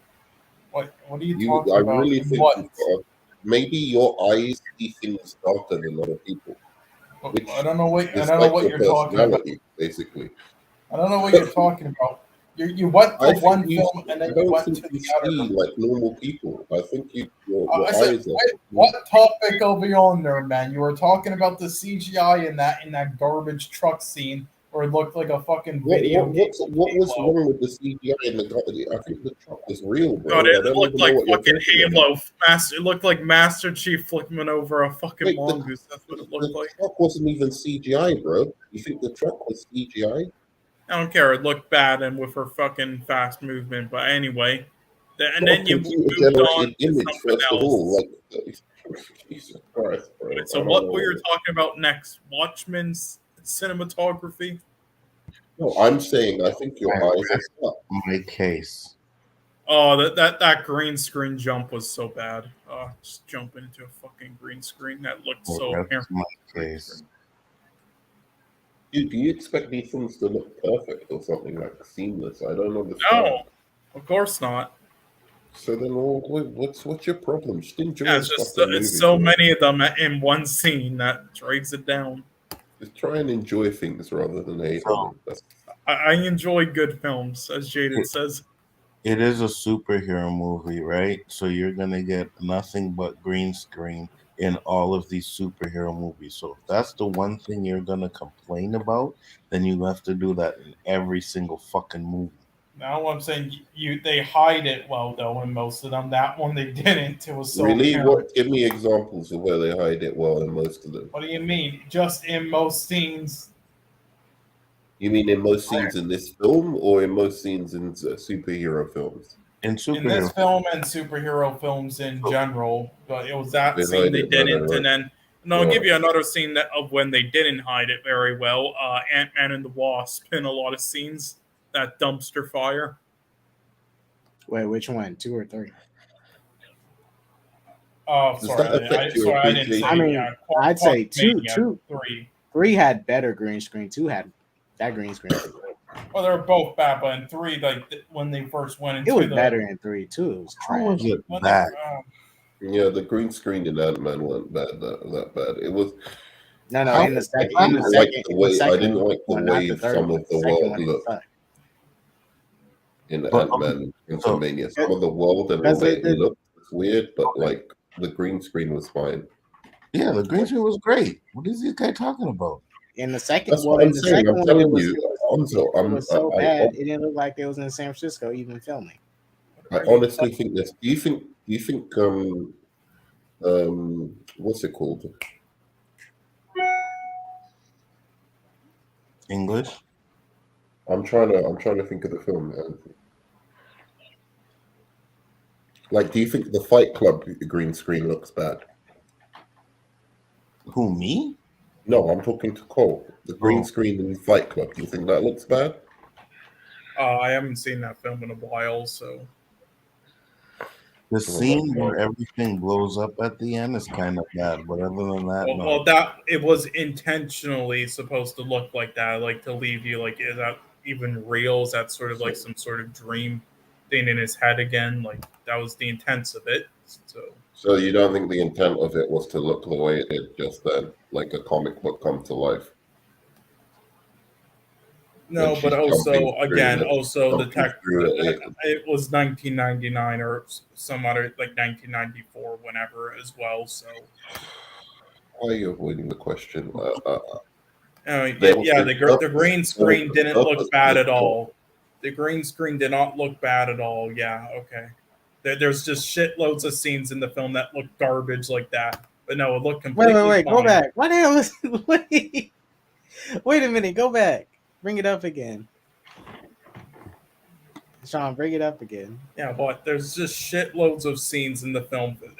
Wait, why is his body clipping out of the screen like that? Yeah, because it was a bad thing that they showed. But basically, hold on. Just look at the stuff behind. Hold on.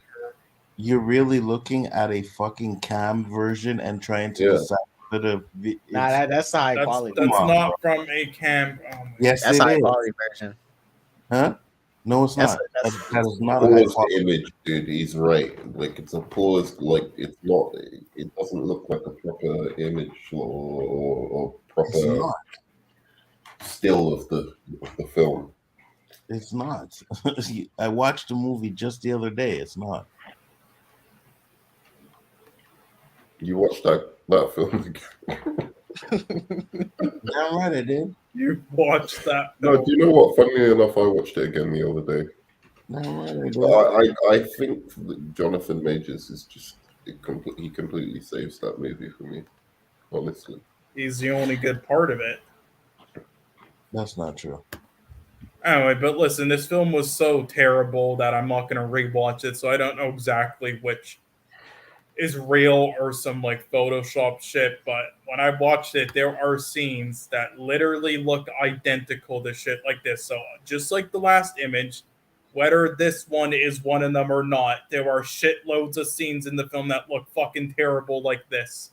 All right, and to say there isn't, I'm wondering if your eyes are okay. It's like you just said, if my eyes are okay. Yeah, that's it. Your eyes are okay. How does that impact the story for you? I mean, say it's a little bit wonky, like a little bit wonky. I didn't say the story's garbage as well, but I didn't say that just that one thing impacted a lot. It's everything, gathering up. Talk about this shit, and I'm just like, yeah, they're trying to bring superheroes to life. Yeah, it's one small thing. I'm not saying it. I'm saying it's one small thing after another. It's like, okay, there's some wonky green screen stuff in CGI, but if the story's good, oh no, the story isn't good. Okay, well, if the cinematography is good, no, it isn't. Then that was old Ant-Man and Quantumania. Everything Martin Scorsese says. If you're working with CGI and you're working with green screen, it's one of the most complicated forms of directing you can fucking do. It's way easier to just go out and shoot people on a fucking, on a set. It's far easier than working with green screen and working with things. So like it being like a little wonky sometimes. It's like, oh what? Yeah, okay. And what is the story or anything else redeeming it? No. It's Yeah, all bad as well. my problem with superhero movies are sometimes the stories. I'm like, you can be a little bit more ambitious with the stories. Do you think my issue with that was just that? The villains are a little bit weak source in a lot of these superhero movies. Like, you've only got about 4 or 5 iconic like villains from superhero movies, really, like in general, and TV, like Kingpin, Joker. You know what I'm saying? Like, and then it gets a little weak source and muddy like outside of that. So that's what my problem is with superhero movies. Supervillains are supposed to be like a major part of it, right? And often they're just not like a strong enough component of these stories, and that bothers me. And then the stories themselves aren't ambitious enough. But like to sit there and go, oh, this shot and that, it's fucking complicated What to are do you these shots, talking man. about? Okay, this is how it started. I just literally pointed out for 5 seconds a Wonder Woman shot saying, yeah, that looked bad. Like it wasn't even a huge thing. Just we were watching it and it just popped up. So I'm like, yeah, there's another shot that looked about bad. every fucking 10 minutes or even less. What are you talking because there's about? a lot of bad shots. Like, so when there's a lot, then it lowers my grade. But at the end of the day, there's a lot bigger issues in that. You said the whole sequence that everybody loves is shit. No, I did not say the whole sequence. Holy fuck, nerve, man. Dude, Onzo, am I fucking tripping here, or did he say the whole sequence? No, I didn't. I said the car flipping scene I didn't like, and then I didn't like that green screen. You also said you didn't. You also said you didn't like the beginning of her. Yeah, I didn't like the battlefield scene at the start, and then when she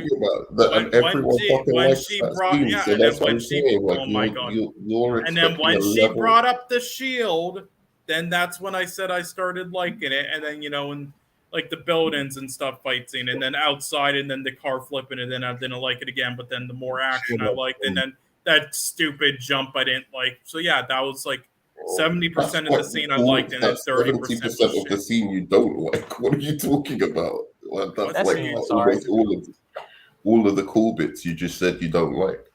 That's not the same scene Cole brought up in that stupid Phil picture. No, it's a different one. Cassie was just saying she wasn't wearing the suit. Oh, it doesn't look bad. It doesn't look bad. This scene right here doesn't look bad. This looks fine. Oh, well, when did I say that shot looks bad? Hold on. I thought that was the shot. I'm going to bring up I'm looking for the one that you brought up.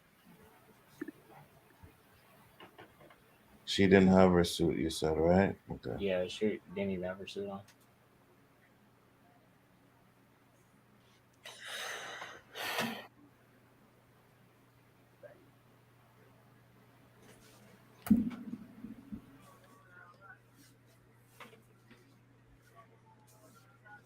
So let me ask you this question. Did you guys know that there's a scene in Ant-Man where, they have those creatures with the red heads? Like one's red, one's blue, one's yellow? I don't remember that bit. Ant-Man. There's a bit where there's a character with one red, blue head. Remember the part where they're doing the ooze? They're supposed to drink the ooze or whatever? Oh, yeah, when I captured. And in the background, you see like dudes with red heads and green heads and. Hold on. I'll bring it up. I got the scene right there.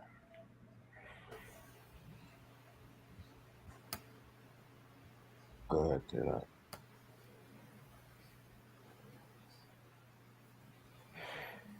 Yeah, I think I'm starting to understand now what Mike says sometimes, Nerdman. Because Jesus Christ. Because it's like somebody will just be like, yeah, I didn't like that joke. And then you'll be like, oh, wow, you didn't like the entire film because of that one joke? It's like, what the fuck, Nerdman? Calm down. Just chill. Dude, what are you talking about? It's like that's what you basically you don't. No, but you don't understand. Yes. This is what I'm trying to tell you. Like, look, when Onzo came on and gave all of his wrong arguments about why Shazam: Fury of the Gods was like a bad movie, he at least gave me something. I'm not saying you do this all the time, but at least Onzo gave me something directly that he didn't like, and I that I can argue with and say, no, this is why you're wrong, right? Who knows? Maybe I'm wrong. Maybe he's wrong. When did whatever. I not? But at least I can get like an idea. Okay, he doesn't like the villain because he thinks the villain switches too quickly, and first of all, she's a psychopath, and then she's not. So that's something I can go, okay, I understand exactly precisely what he's saying about this film is bad, and then I can move on from that. But when you say certain things, it sounds so general that I don't know exactly what you're talking What about. are you talking? Yes, because I'm not here to have like a 50-minute analysis on it, and while we're doing a watch party, and Nerdman, and then you ask me, and then I gave it to you every time, and you then said at the end of it, "All right," and now you're trying to say I haven't. Like what? Oh, and Nerdman, and that scene, that deleted scene, just would have added more fuel to my fire if they had kept that scene in the movie. Right, exactly. He was right for taking it out, right? Mm-hmm. Exactly. That's what I said. I told you that I don't think that's what he wanted. That I think he recognized what you were saying, and that's why he was like, "Nah, that shouldn't be her thing to switch to that. That it should be more that she's angry at her sister now, and now she wants to just fuck up her sister by the end. And in the middle, what she was concerned about was actually just." She just wants her realm back. That's what she cares about. So I don't think she cared about humanity in his cut. I don't think he was saying she cared about humanity at all. I just feel like they just cut that scene out, but that was just kind of vibe that they actually were going with, and I was completely right when I said that. Right? That's You could look at it that way, but you could also look at it like he recognized that would have been stupid. That's flipping like. See, that's why our DC directors, they know when to take out the bad stuff. The MC directors, they'll be like, nah, we're going to put it in there. Says with our DC directors, they be coming in clutch. You guys, man. I want to watch Infinity War soon with you guys. That's going to be interesting. No, I'm going to try and like the movie, unlike you fucking motherfuckers. I'm going to try and enjoy the movie. I'll still point out what I think is stupid. I can enjoy it. I'm going to try and enjoy it. I'm not going to lie. The Hulk one has to be done, man. I think that's going to be... I can't wait to see your reactions. See, Nerman, this scene right here with Dr. Poison. You couldn't make her the general of the army, because it kills the whole dynamic of the scene. Because why would she be so, infatuated with this dude? Is this scene that good that it needed to be kept? Like, couldn't you have just rewritten it so it was different?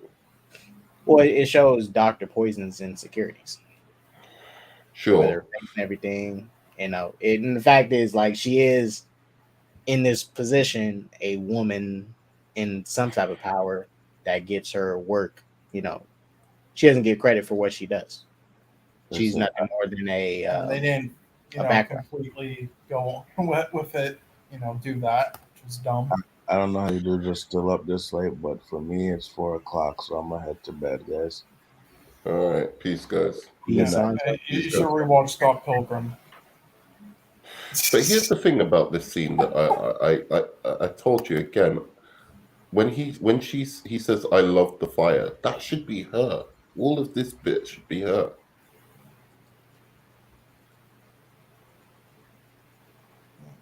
Well, whatever. This fucking. I feel like the execution just in this. This was a really bad mistake. What I didn't like about this was the sword. Like the sword in the dress, I thought that was stupid.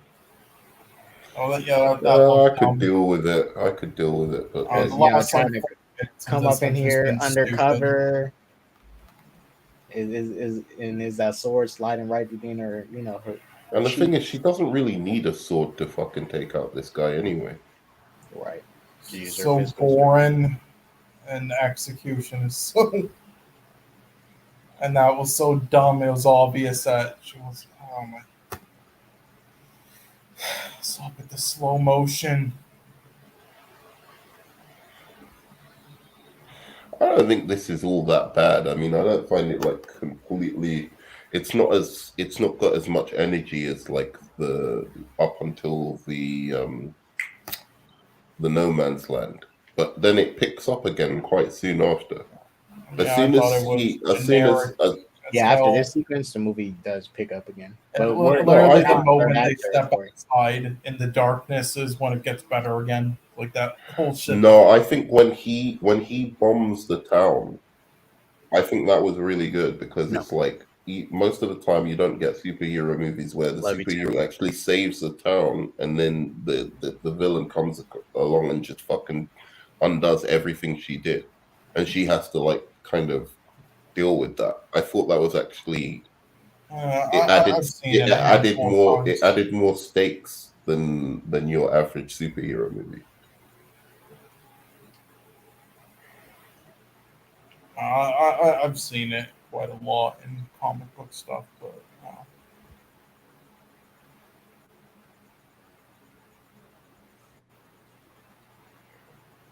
man, this Ludendorff guy. Can I show you something? This is fascinating to me. What's that?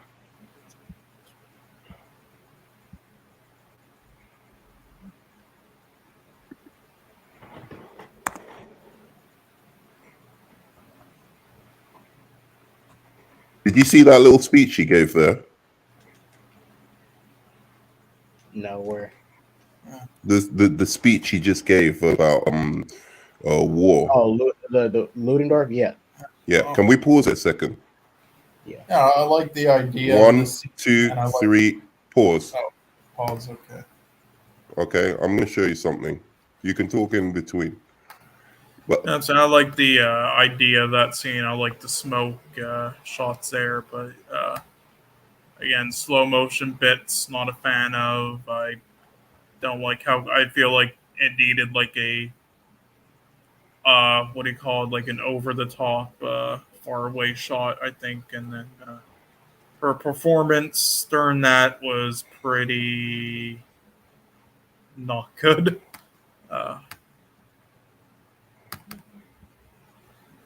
Was you about to go into there, man? I'm just gonna show you something. Tell me if I'm going nuts, right? Because I wrote the again.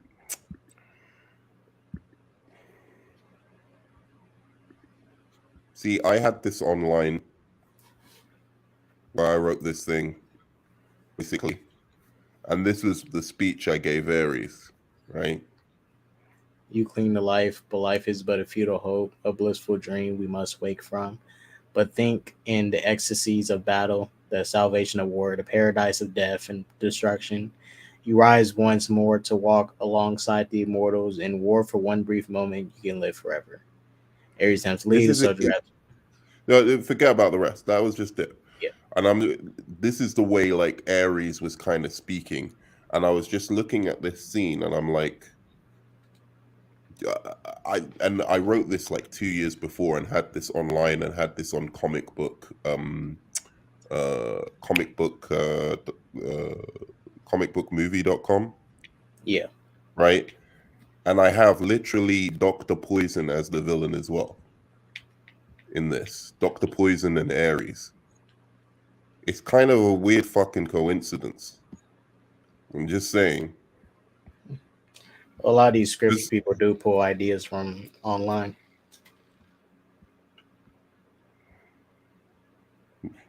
Fair enough, but it's kind of weird for me that like they choose Dr. Poison over. Had you heard of Dr. Poison before this film? Honestly, no. The only villains that like Gigantor, Cheetah, most are like super popular ones. But not Dr. Poison. Right. Because Dr. Poison was actually in her earlier comics. Yeah, she hasn't been around for ages. And I had Dr. Poison in look. So you'll see, if you're still on the screen, I had Dr. Poison as the secondary villain in the script. Anyway, I mean it's not to say that it's a one-to-one copy of like the script, because my one was set in modern day, but it's like it's basically a very similar kind of story of what's happening and the twists and turns, and yeah, even though there were more twists in mine, but it's interesting. And it was funny to me because I was like, I know that Zack Snyder wrote the story, right? Basically, not the script, but the story, and seeing how he clearly scans the internet and shit for like stuff about himself. I'm just like, I don't know, man. Maybe. Anyway, Probably did catch some influence. Like I say, it's like real quick when the Venom, the concept of Venom was actually stolen from a little boy. Like the character was stolen from some kid, and they repurposed it into a comic, tweaked some stuff. really? But, yeah. How? He basically liked Spider-Man and came up with the idea of a villain. Yeah, a kid came up with the idea, and I think the guy. Let me see.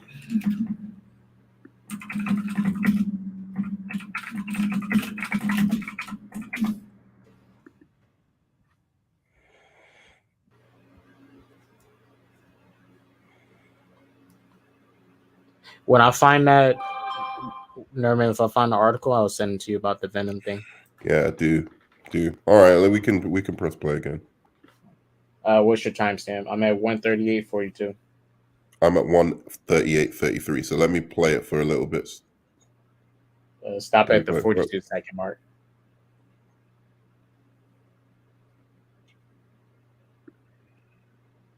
Okay. Oh, I'm at 43. So that's fine. I'll just be a second behind you. Sean, where you at? Did you unpause it? Not yet. I'm at 1:38:42. Yeah, I'm 1:38:43. So yeah. Okay. On 1, 2, 3, go.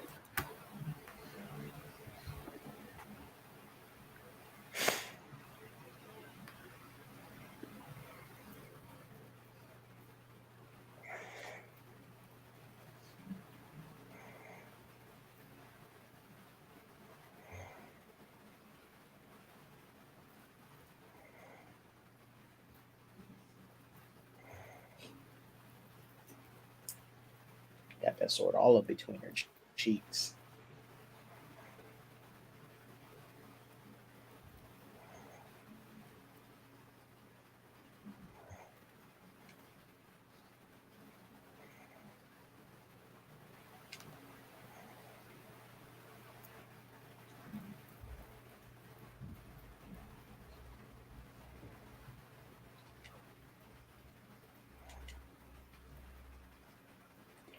Like this scene, I think is really good because, again, it's like you don't see that especially in a superhero movie with this tone. It's like kind of like lighthearted in places. For it to go so dark, where they just killed the whole village she saved, I thought was quite a risky thing to do. She sees all her work undone. Yeah, they don't really focus on that in superhero stuff. Yeah. And her acting again, when people say Gal Gadot can't act, I'm like, these scenes are pretty good. Like she shows emotions when she's talking to Steve after this. I think she does pretty well as well. He should never have walked up to that. That's bullshit. That should have killed him. That's crazy. That's supposed to be Dr. Poison's super poison, right? Yeah. Why is he should have died? That's fucking nonsense.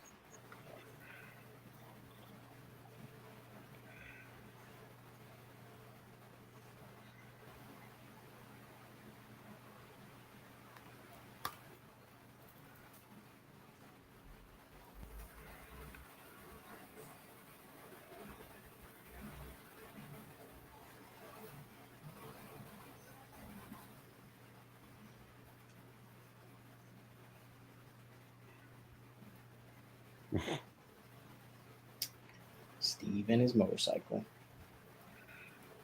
Wonder Woman fucking riding through the forest on a fucking horse with her sword out. I'm here for it, bro.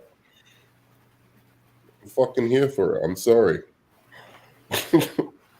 I just wish she learned how to fly in this movie. Yeah, that would have been cool. I don't know why the new 52 went with taking away her flight abilities. Do you know who I think ruined the DC? You. Jodie from Jodie's Corner. Do you know why? Why do you say? Because he met Patty Jenkins, right? Yeah. He had the opportunity to tell Patty Jenkins what every DC fan wanted. And I remember him saying, like, oh, you know, Wonder Woman is going to fly in this movie. He wanted her to fly, right? So Yeah. he was obviously advising her. That's why she flew in the next movie. So I'm thinking he was advising her on a lot of shit. Like, do you know what I'm saying? Like, oh, yeah, DC fans want, like, you know, things like Superman 2, you know, like more of that tone. And, do you know what I'm saying? Instead of like I would have turned up to Patty Jenkins if I was given that opportunity with fucking the dopest Wonder Woman comics as a present. Like, check this one out. You know what I'm saying? Check this storyline out. This one would be fucking good to adapt for a film. I know you don't want to talk about it, okay? That's your like. Well, I mean, I wouldn't give him that much. I'm not like, yeah, they know I'm not giving him that much credit. Dude, are you trying to because you gotta look at it like this. You listen to him, I'm telling you, man. Like, no, I'm not saying he doesn't. There wasn't any like influence, right? But you have to remember she dropped Zach's team from the movie. Yeah, like she dropped that Zach worked with her more than any of us. She dropped his team that was closely working on her second movie. So, you know, she was clearly trying to do her own thing. Yeah. And I think that's she just literally did her own thing. And when that happens, you start to do too much. It's like with Zach, you know, it's like, you know, you're just doing too much at this point. Dumb fucking scene. Roar! Okay, that will make me stop trying to attack you for a second. But he should have had an army of those fucking super strong fucking things. Like when Dr. Poison gave him that super strength thing, he should have fucking given that to a whole army and had Wonder Woman take on that army. I can't believe. I thought that was obviously where they were going with it when Dr. Poison. By the way, another point of contrast. That's the exact plot of my fucking Wonder Woman thing. That Dr. Poison has created something that gives people fucking super strength, and that's Wonder Woman that fights an army of them. Just saying. Last thing. I think that would have been good for the final act. Add some more superpowered people. Yeah, like basically Ares leading the fucking army of fucking superpowered like German soldiers would have been dope. Yeah. And she has to fight them off. Honestly, wild idea could have been like his, you know, children in a sense. Yeah, exactly. Like just, you know, new demigods and stuff. I think that would have been cool. Because he is trying to wife up Diana in the sea. You know, that's his sister, because we know gods fuck each other. I love this reveal though. It's all still happening. Yawn.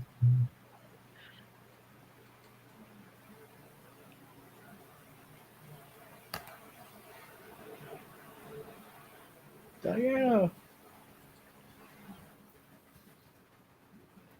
This is a great scene, just the whole thing.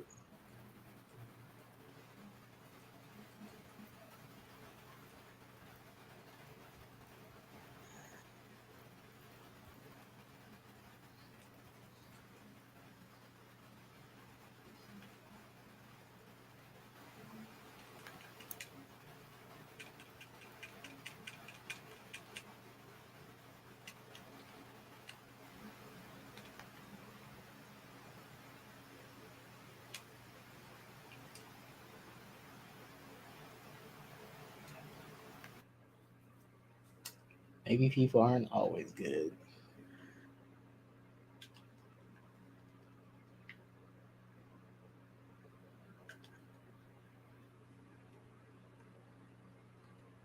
This is actually my favorite scene in the movie.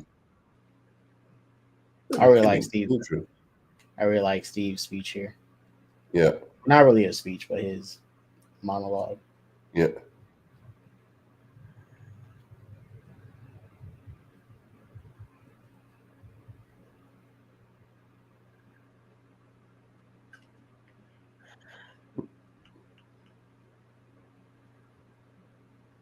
Weave. Oh man. You don't think I get it? Yeah.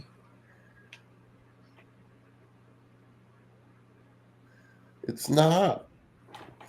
He's fantastic. I'm not.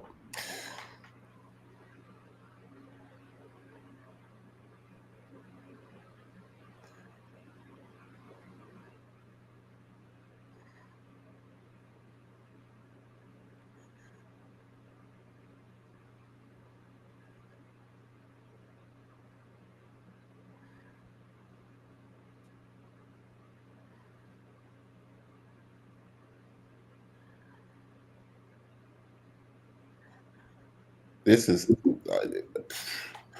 the third act, right? This is what they're talking about, the third act being terrible, right? Yeah, we in third act territory now. The third act started as soon as they shot off that missile. Yeah, like I'm baffled. I feel like this is the best part of the movie. Like I really don't understand it. Like, and you know, I think people misunderstand. When we get to it, I think people really misunderstand what happens when she kills Ares. They think the war stops because of that, and it does not. That's not why the war stops at all. Yeah. I'll explain it when we get to it. I think it may have been shot better, like so that people understood it, but I don't. It's really not what they think it is. Well, I think people paid attention when Ares literally said all he did was just pass by people and like just say, "Hey, what about this?" Like he probably did had the smallest effect, but it's impactful. It's like when you hear people spread, just share ideas with other people. They take inspiration from it and might they'll do it. Happens all the time. You know what I don't like when Ares is in the lasso and he says, "I'm the god of truth." That shouldn't have happened. He should never have said that.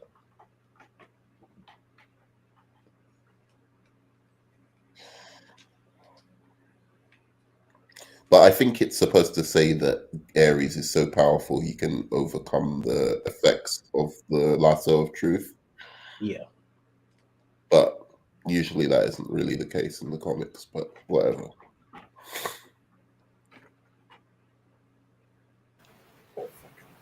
Sucks. Jesus Christ. I love the way what sucks. Did you hear him?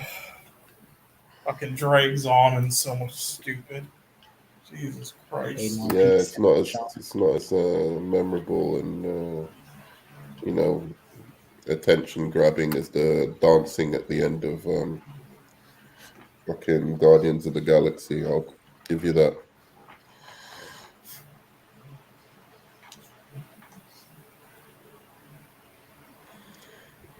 They're actually having a discussion about the nature of humanity and evil. I think that's more interesting than a lot of things that you see in other superhero movies. Yeah. Too bad it's done poorly. I think it's done effective because it keeps it very much because humans aren't 100% good. We still have our temptations, our greed, and all that. But there's always those, there's a bunch of rotten apples, but at least it's still those good apples. Yeah. Right. Because if you do look at the third act, when Diana does leave to go, she kind of starts to have a very pessimistic look on things. Mm-hmm. Up until the point when Steve makes her sacrifice and stuff. Makes his sacrifice.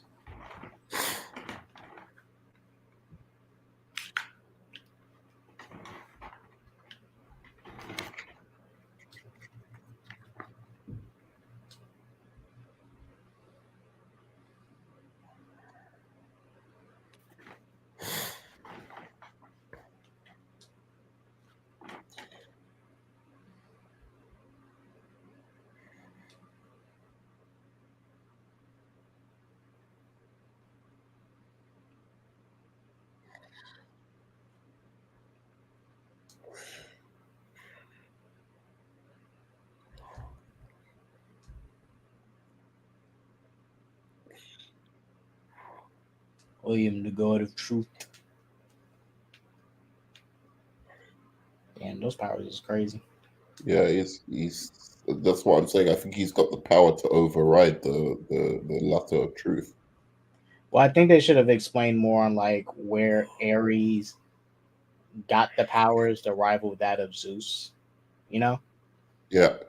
I think they should have like another factor of like, okay, how he defeated the gods. And the one who did give him that power or help him could have potentially been like a Wonder Woman sequel villain.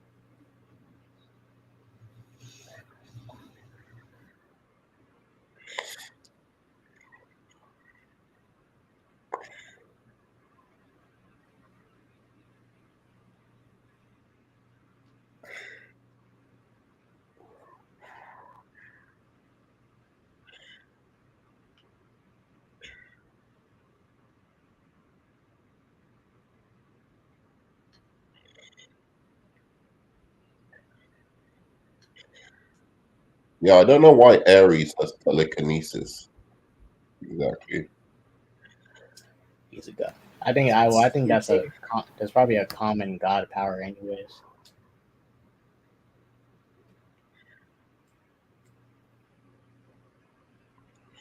Oh, right. So he's saying she can do all this shit. Right. Yeah. He's basically saying that's why he's saying right there, like you can do all of this shit because you've got so much to learn. Like She doesn't know of her godhood.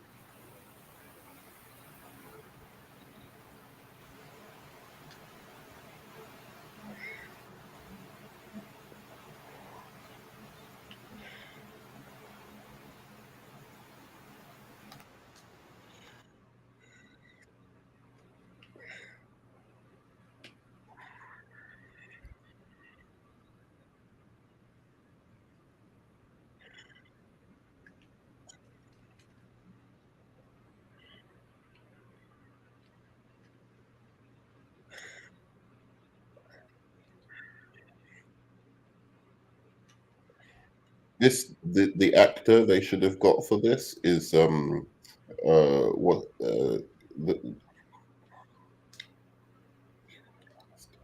they should have got Jamie Lannister from Game of Thrones for Ares.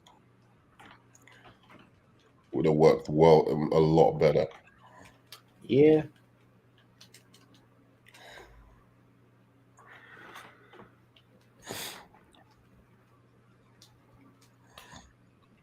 I kind of do want to see that guy play a villain in the superhero film. Jamie Lannister. I think he's a little old now, but at the time he would have been perfect for this.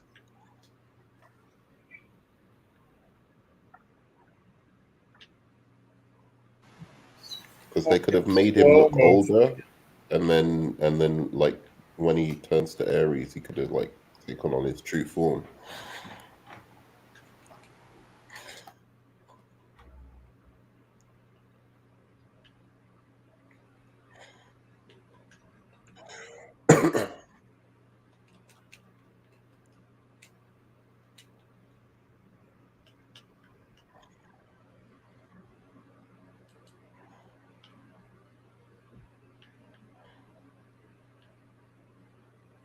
I gotta go, Diana.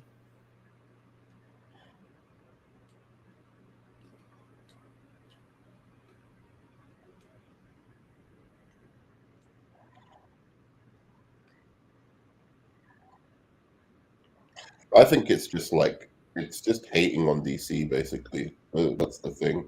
It's cool to hate on DC. That's why this third act gets like it's That's not a literally bad all it third was act at for this all. third act. It's not a perfect third act, but it's not. I'll take it over a lot of third acts from superhero movies. Yeah.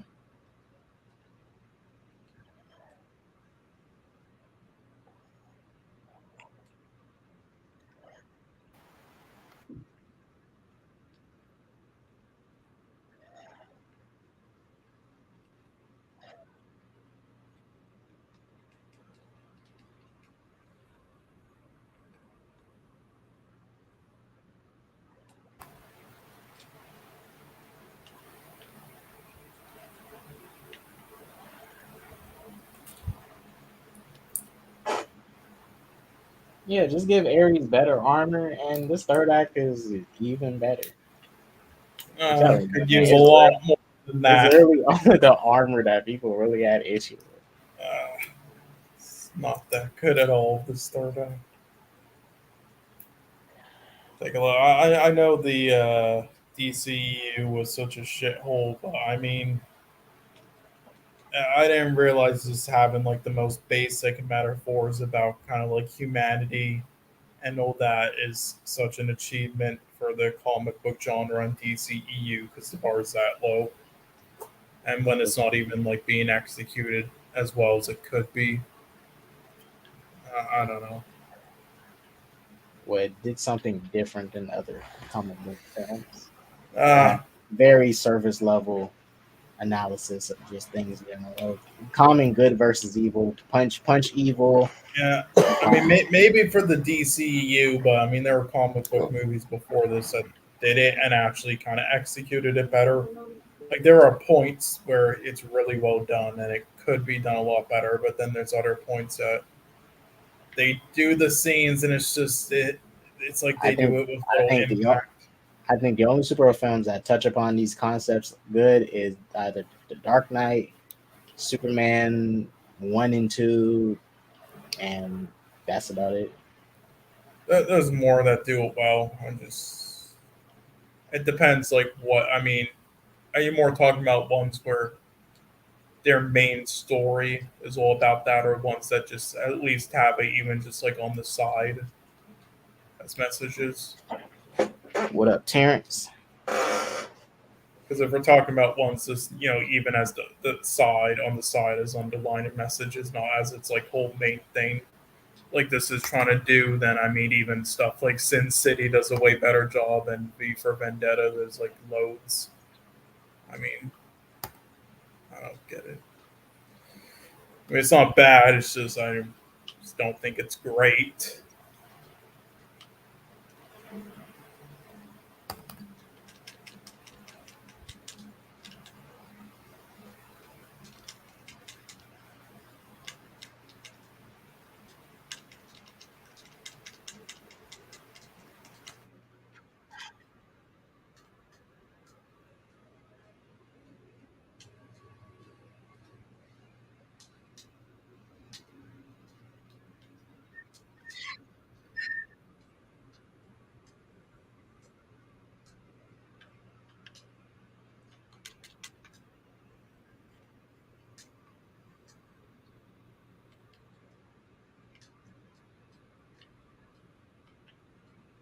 this bit is not good.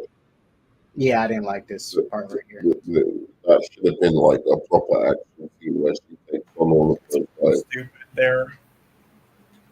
And there's also no reason she wouldn't have just fucking butchered that one lady. It's all stupid. Again, it's all right there.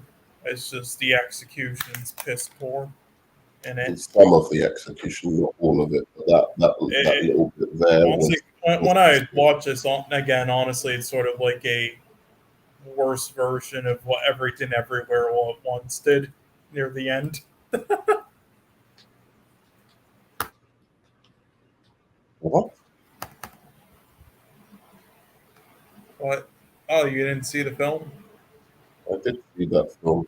Yeah, near the end, it's like the character is just like lost all hope and is sort of like turned into the dark side. And then it's just like doing that shit that's told That the dark film is shit, vastly overrated, bro. but then First eventually of all, stops and thinks about it. That's basically like how this is playing out all the way through. sure, but it's vastly overrated, that film, by the way. And I'm not one of those A24 haters or whatever. I like those movies, but that movie specifically is way too long. I don't really see that, but Completely way too long. Completely overrated. The woman should never have got an Oscar for that performance. It's ridiculous. wait, who shouldn't have what? The Asian woman should not have got an Oscar for her performance in that Well, no, movie. she shouldn't have won over Kate Blanchett, but I mean, I don't see the film being. It's not a bad film, but it's overrated. Like Well, the define 3 hour. overrated. Like by the time it gets to the end, I'm just like I'm completely tapped out. They could have I made don't a really. 2 hour movie out of that. I don't really see it that way. I mean, it's a film that pretty much like touches on every genre and topic, and it Sure, does, and it blends it all it has a good amazingly, idea. in my opinion. It has a good idea, poor execution, as you like to say. I don't see how it has a poor execution. I think it has a great execution. The poor execution comes from the length and the amount of unnecessary scenes. They labor the point. It's like I get it. I Like, don't really see it that way.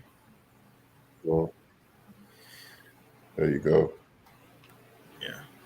Subjective. I mean, it does many different things. It kind of needed all those scenes. It's like, No, it did not. like Even the two women I went to go and see it with, who they love all films, like like really sophisticated films. They like films like that, and they were like, the film's too long. It's like it was interesting at first, the dynamics were interesting, and after a while you're just like, okay, okay. Yeah. I mean, many would disagree with you, just like how you, tried saying. Most people disagree with me on the CGI scene. Yeah, I know most people disagree. I'm happy that they like the film. Yeah, I wouldn't call it. I don't think you can call it overrated though, because there's a lot of. There's too many people trying to label it as overrated. And now I don't think you can label as overrated. And plus, just like the Top Gun Maverick thing, it didn't get such high ratings because, and it didn't even get that high ratings outside of Letterboxd. But it didn't just because of that. It did just because it was one that happened to touch with a lot of people personally. That's why like they. No, I think a lot of people like the idea of the film, and the idea is fantastic. The concept of the film is fantastic, and them going through all these multiverses, I enjoy all of that shit. I'm just saying that at a certain point it outstays its welcome, and people aren't willing to admit that because I guess film is like it's got some really good directing, really good acting, very Oh, you mean they aren't willing to admit that? What if they just don't see that? Like, me personally, Nerdman, haven't finished. The film was struggling for me at the start because I didn't get quite into it. It was later on where I really dug it a lot more. So, I don't know what you mean, like, not admitting it, but I think a lot of, I don't get what you mean exactly. That it turned into gobbledygook mess at the end.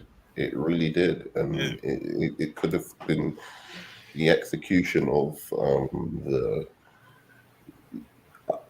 of the themes had already like fucking run their course by about the 1.5 hour mark. I don't really. They should have been wrapping up. Do you realize the film's nearly 3 hours, dude?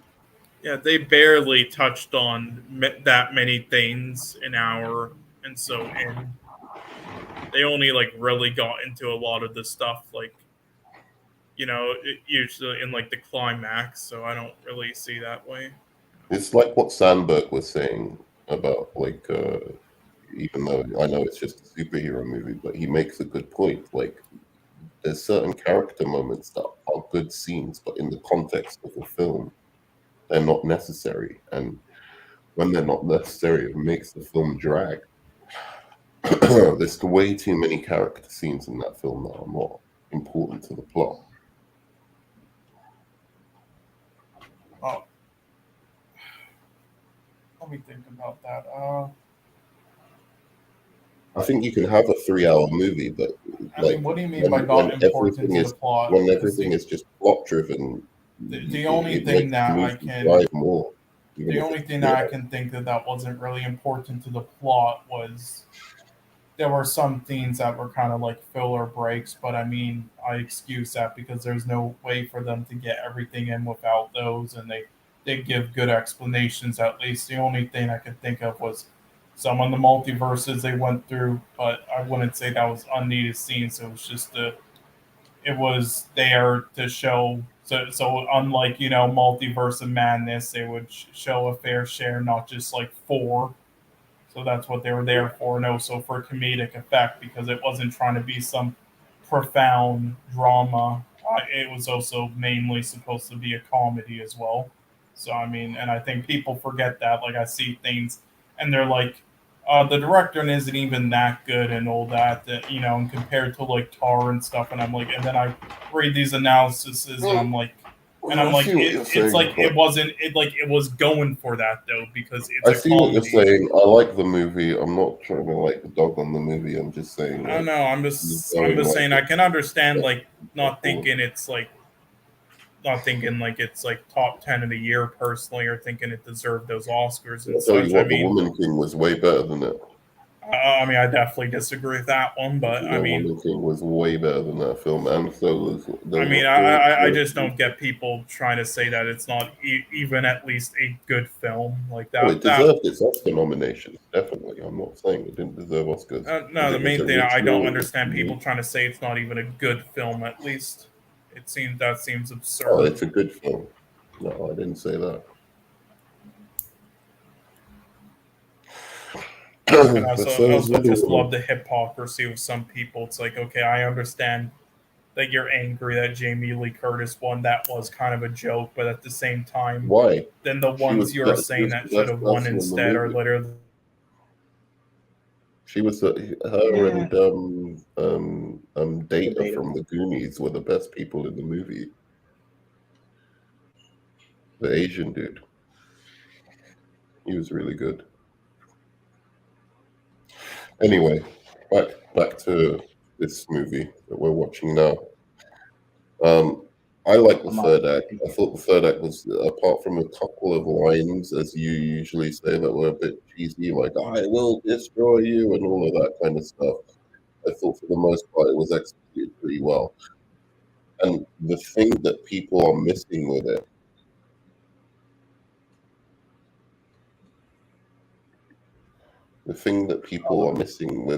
is that,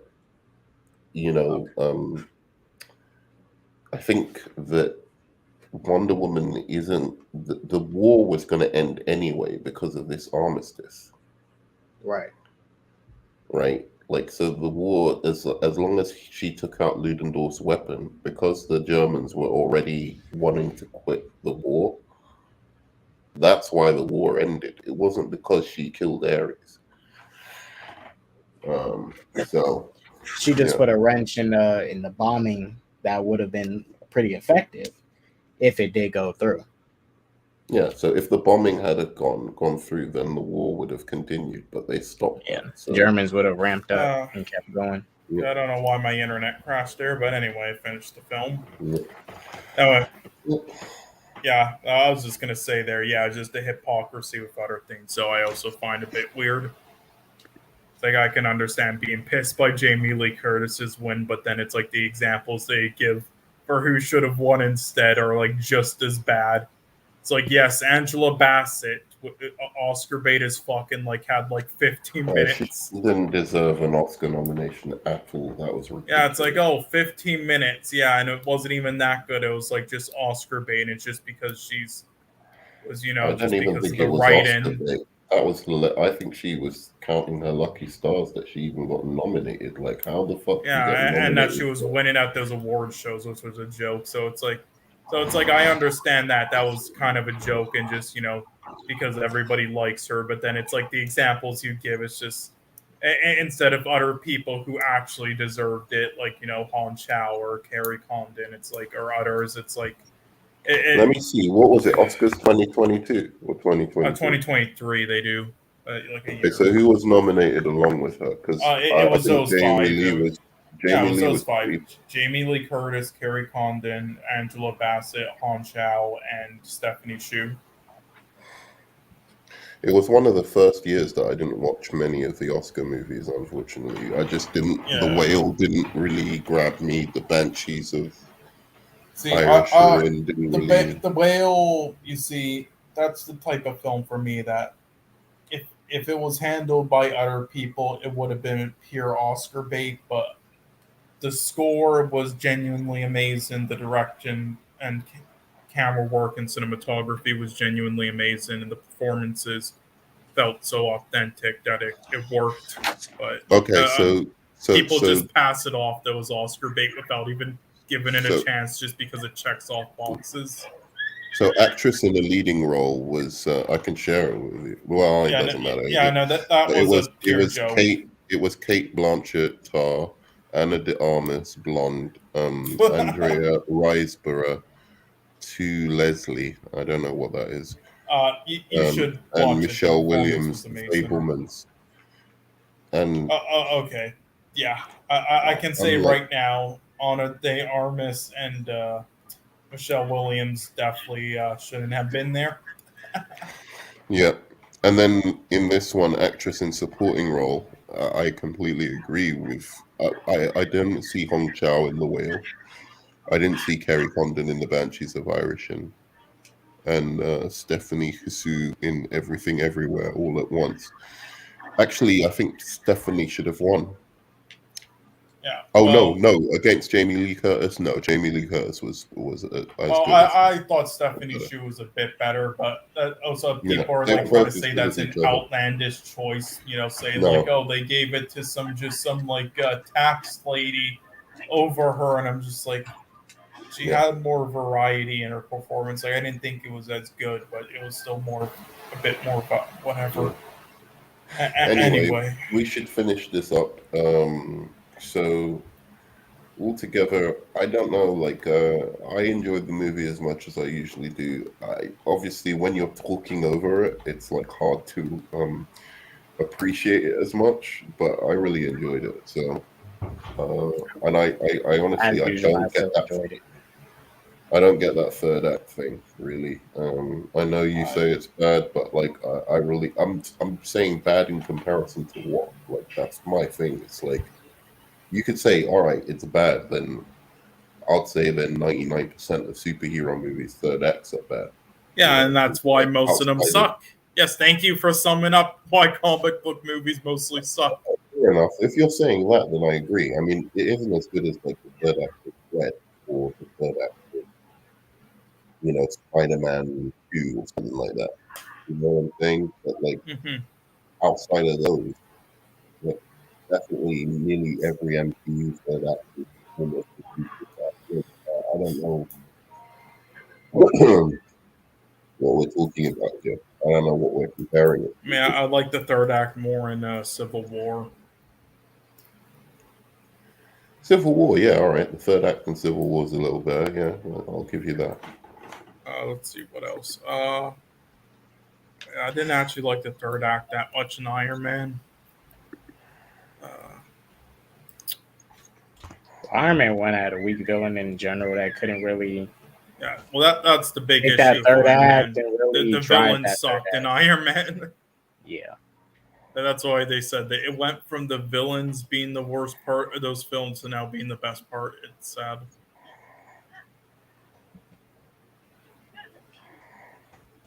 Strange turn for the MCU. But they all, MC makes trash anyway, so it's expected. Yeah. And so overall, I mean, yeah, my opinion's basically the same as A lot of stupid in it, a lot of good in it, a lot of stupid in it. Overall, it's pretty all right though. Competent made. So I think yeah, it's got a lot of.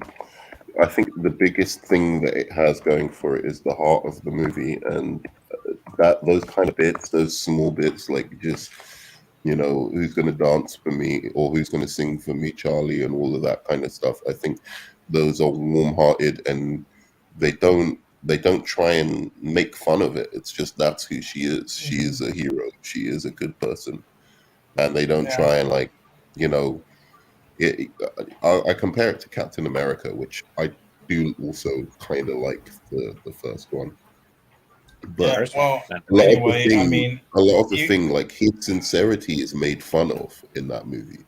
yeah, Like like the whole Captain America dance scene. It's like, oh, this character's really cheesy. Look, he's such a nice guy. Look how cheesy he is. yeah, And it's like, I think you can just have a hero who's an aspirational hero, and just have them as that, and not have to make fun of it or make light of it. It's just like, and then they put her through actual things where she has to, her morality is actually really challenged, and she's wounded by yeah. what she sees in the war, and she Which nearly is, gives up. which And I I mean think those bits is are, I pretty think those bits are basic good. though.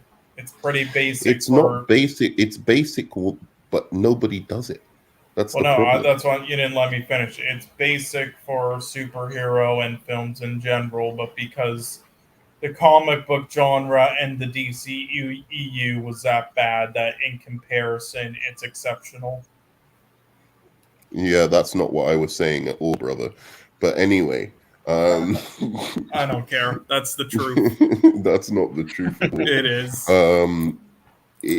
Essentially, it's all comic book movies, including the MCU, which was dog shit at the time, by the way. See, this is the thing. You make me vindictive. That's not true. Okay, that's not true. But it was equally as. If you're saying that DC was bland, then the MCU was bland. They were both on the same fucking level, as far as I'm concerned. All the MCU had is more movies in a semi-coherent universe at that point. Well, no, the MCU was better because, yeah, they made way more good films and better films. Pretty much, Which Shazam ones? was. Well, I already said like Guardians, Civil War. Yeah, and Yeah. Well, Avenger. Like, again, which ones? Like, which phases you want to go to? Because I can name a lot. Avengers is like better. Phase 1, Captain America was okay. Thor was not that great. People cat for that. Incredible Hulk, Yeah, not that Iron great. Man and Thor, Iron the Man first has Avenger, though. super third act problems. Like the third act problems. Okay, but in Iron Man are real 1 bad. and Captain America 1 are better than like all the DC Avengers films at that time. Iron Man is not better than Wonder Woman. It is. No, it's not. Not at all. Not in a month of Sunday. Better directed, better music, better score, better cinematography. The intro in Iron Man 1 is better alone. What intro? What was the intro in Iron Man 1? And making the suit. That's better alone than the entirety of Wonder Woman. Nah, it's not. It is not at all. The Iron Man 1. The No Man's Land scene is better than the fucking Iron Man building his fucking suit. I'm sorry. That was a joke. That open into it. Anyway, I disagree with you. I think they were on par, but you can say whatever you want about that. My point was that even still, whatever the quality of the movie we're talking about, the thing that I like about this movie is that it actually takes an aspirational hero seriously. It doesn't make fun of the idea of a hero just wanting to do the right thing. It doesn't have to make her dark and jaded, like Man of Steel, to fit in with the times. Well, it was just this is hero. She wants to be a hero. She wants to do good in the world. Well, that's a shit idea. We're not going to laugh at her. And you say, oh, well, that's just basic. but no one else does it. No, it's a No shit one else idea. has done it. I'm sorry, that is a shit idea for a character. You know what you need? Yeah, you need all of them to have tragic backstories and No, you be need like depressed no, you about being a need them to superhero, make and it's fun all of each problematic. other with Or have slapstick comedy. That's what you need. yeah, quips and stuff like that. Yeah, That's and, what and will make it fun good. of each other's like names, how they were named and their powers. That's what you need. Exactly. Yeah, like Dr. Octavius Spencer. So funny, guys. I see the sarcasm. Anyway, so yeah, that's my opinion on it. Any other opinions? I have I would rate this like a Um, 5.5 or 6 out of 10. There's my rating. What about you? I would rate your rating a 0 out of 10, and the film. Ooh, wait. would Is rate- it wait? Is it closer to a -1 or a 1? It's beyond that. I would rate the movie an easy 8. It's an 8 out of 10. It's got sort of a couple of problems that ding it. It's got a couple of problems that ding it, but all in all, the emotion, the feeling, the music, the score, the cinematography, all of it is pretty, I think, very good in comparison with other superhero movies. Oh, I cannot wait to do that tier list. Keep hard 9 out of 10. Cinema. 9 out of 10. Okay, good. I have to get going, guys, but thanks for hosting Well, this. we're just gonna go ahead and close it off now. Thank you all for watching. Shouts out to Cole and Nerdman. Hope you guys have a very good day. So that peace, love, positivity, all that jazz. Don't do drugs, and like I always say, guys, deuces. Deuces.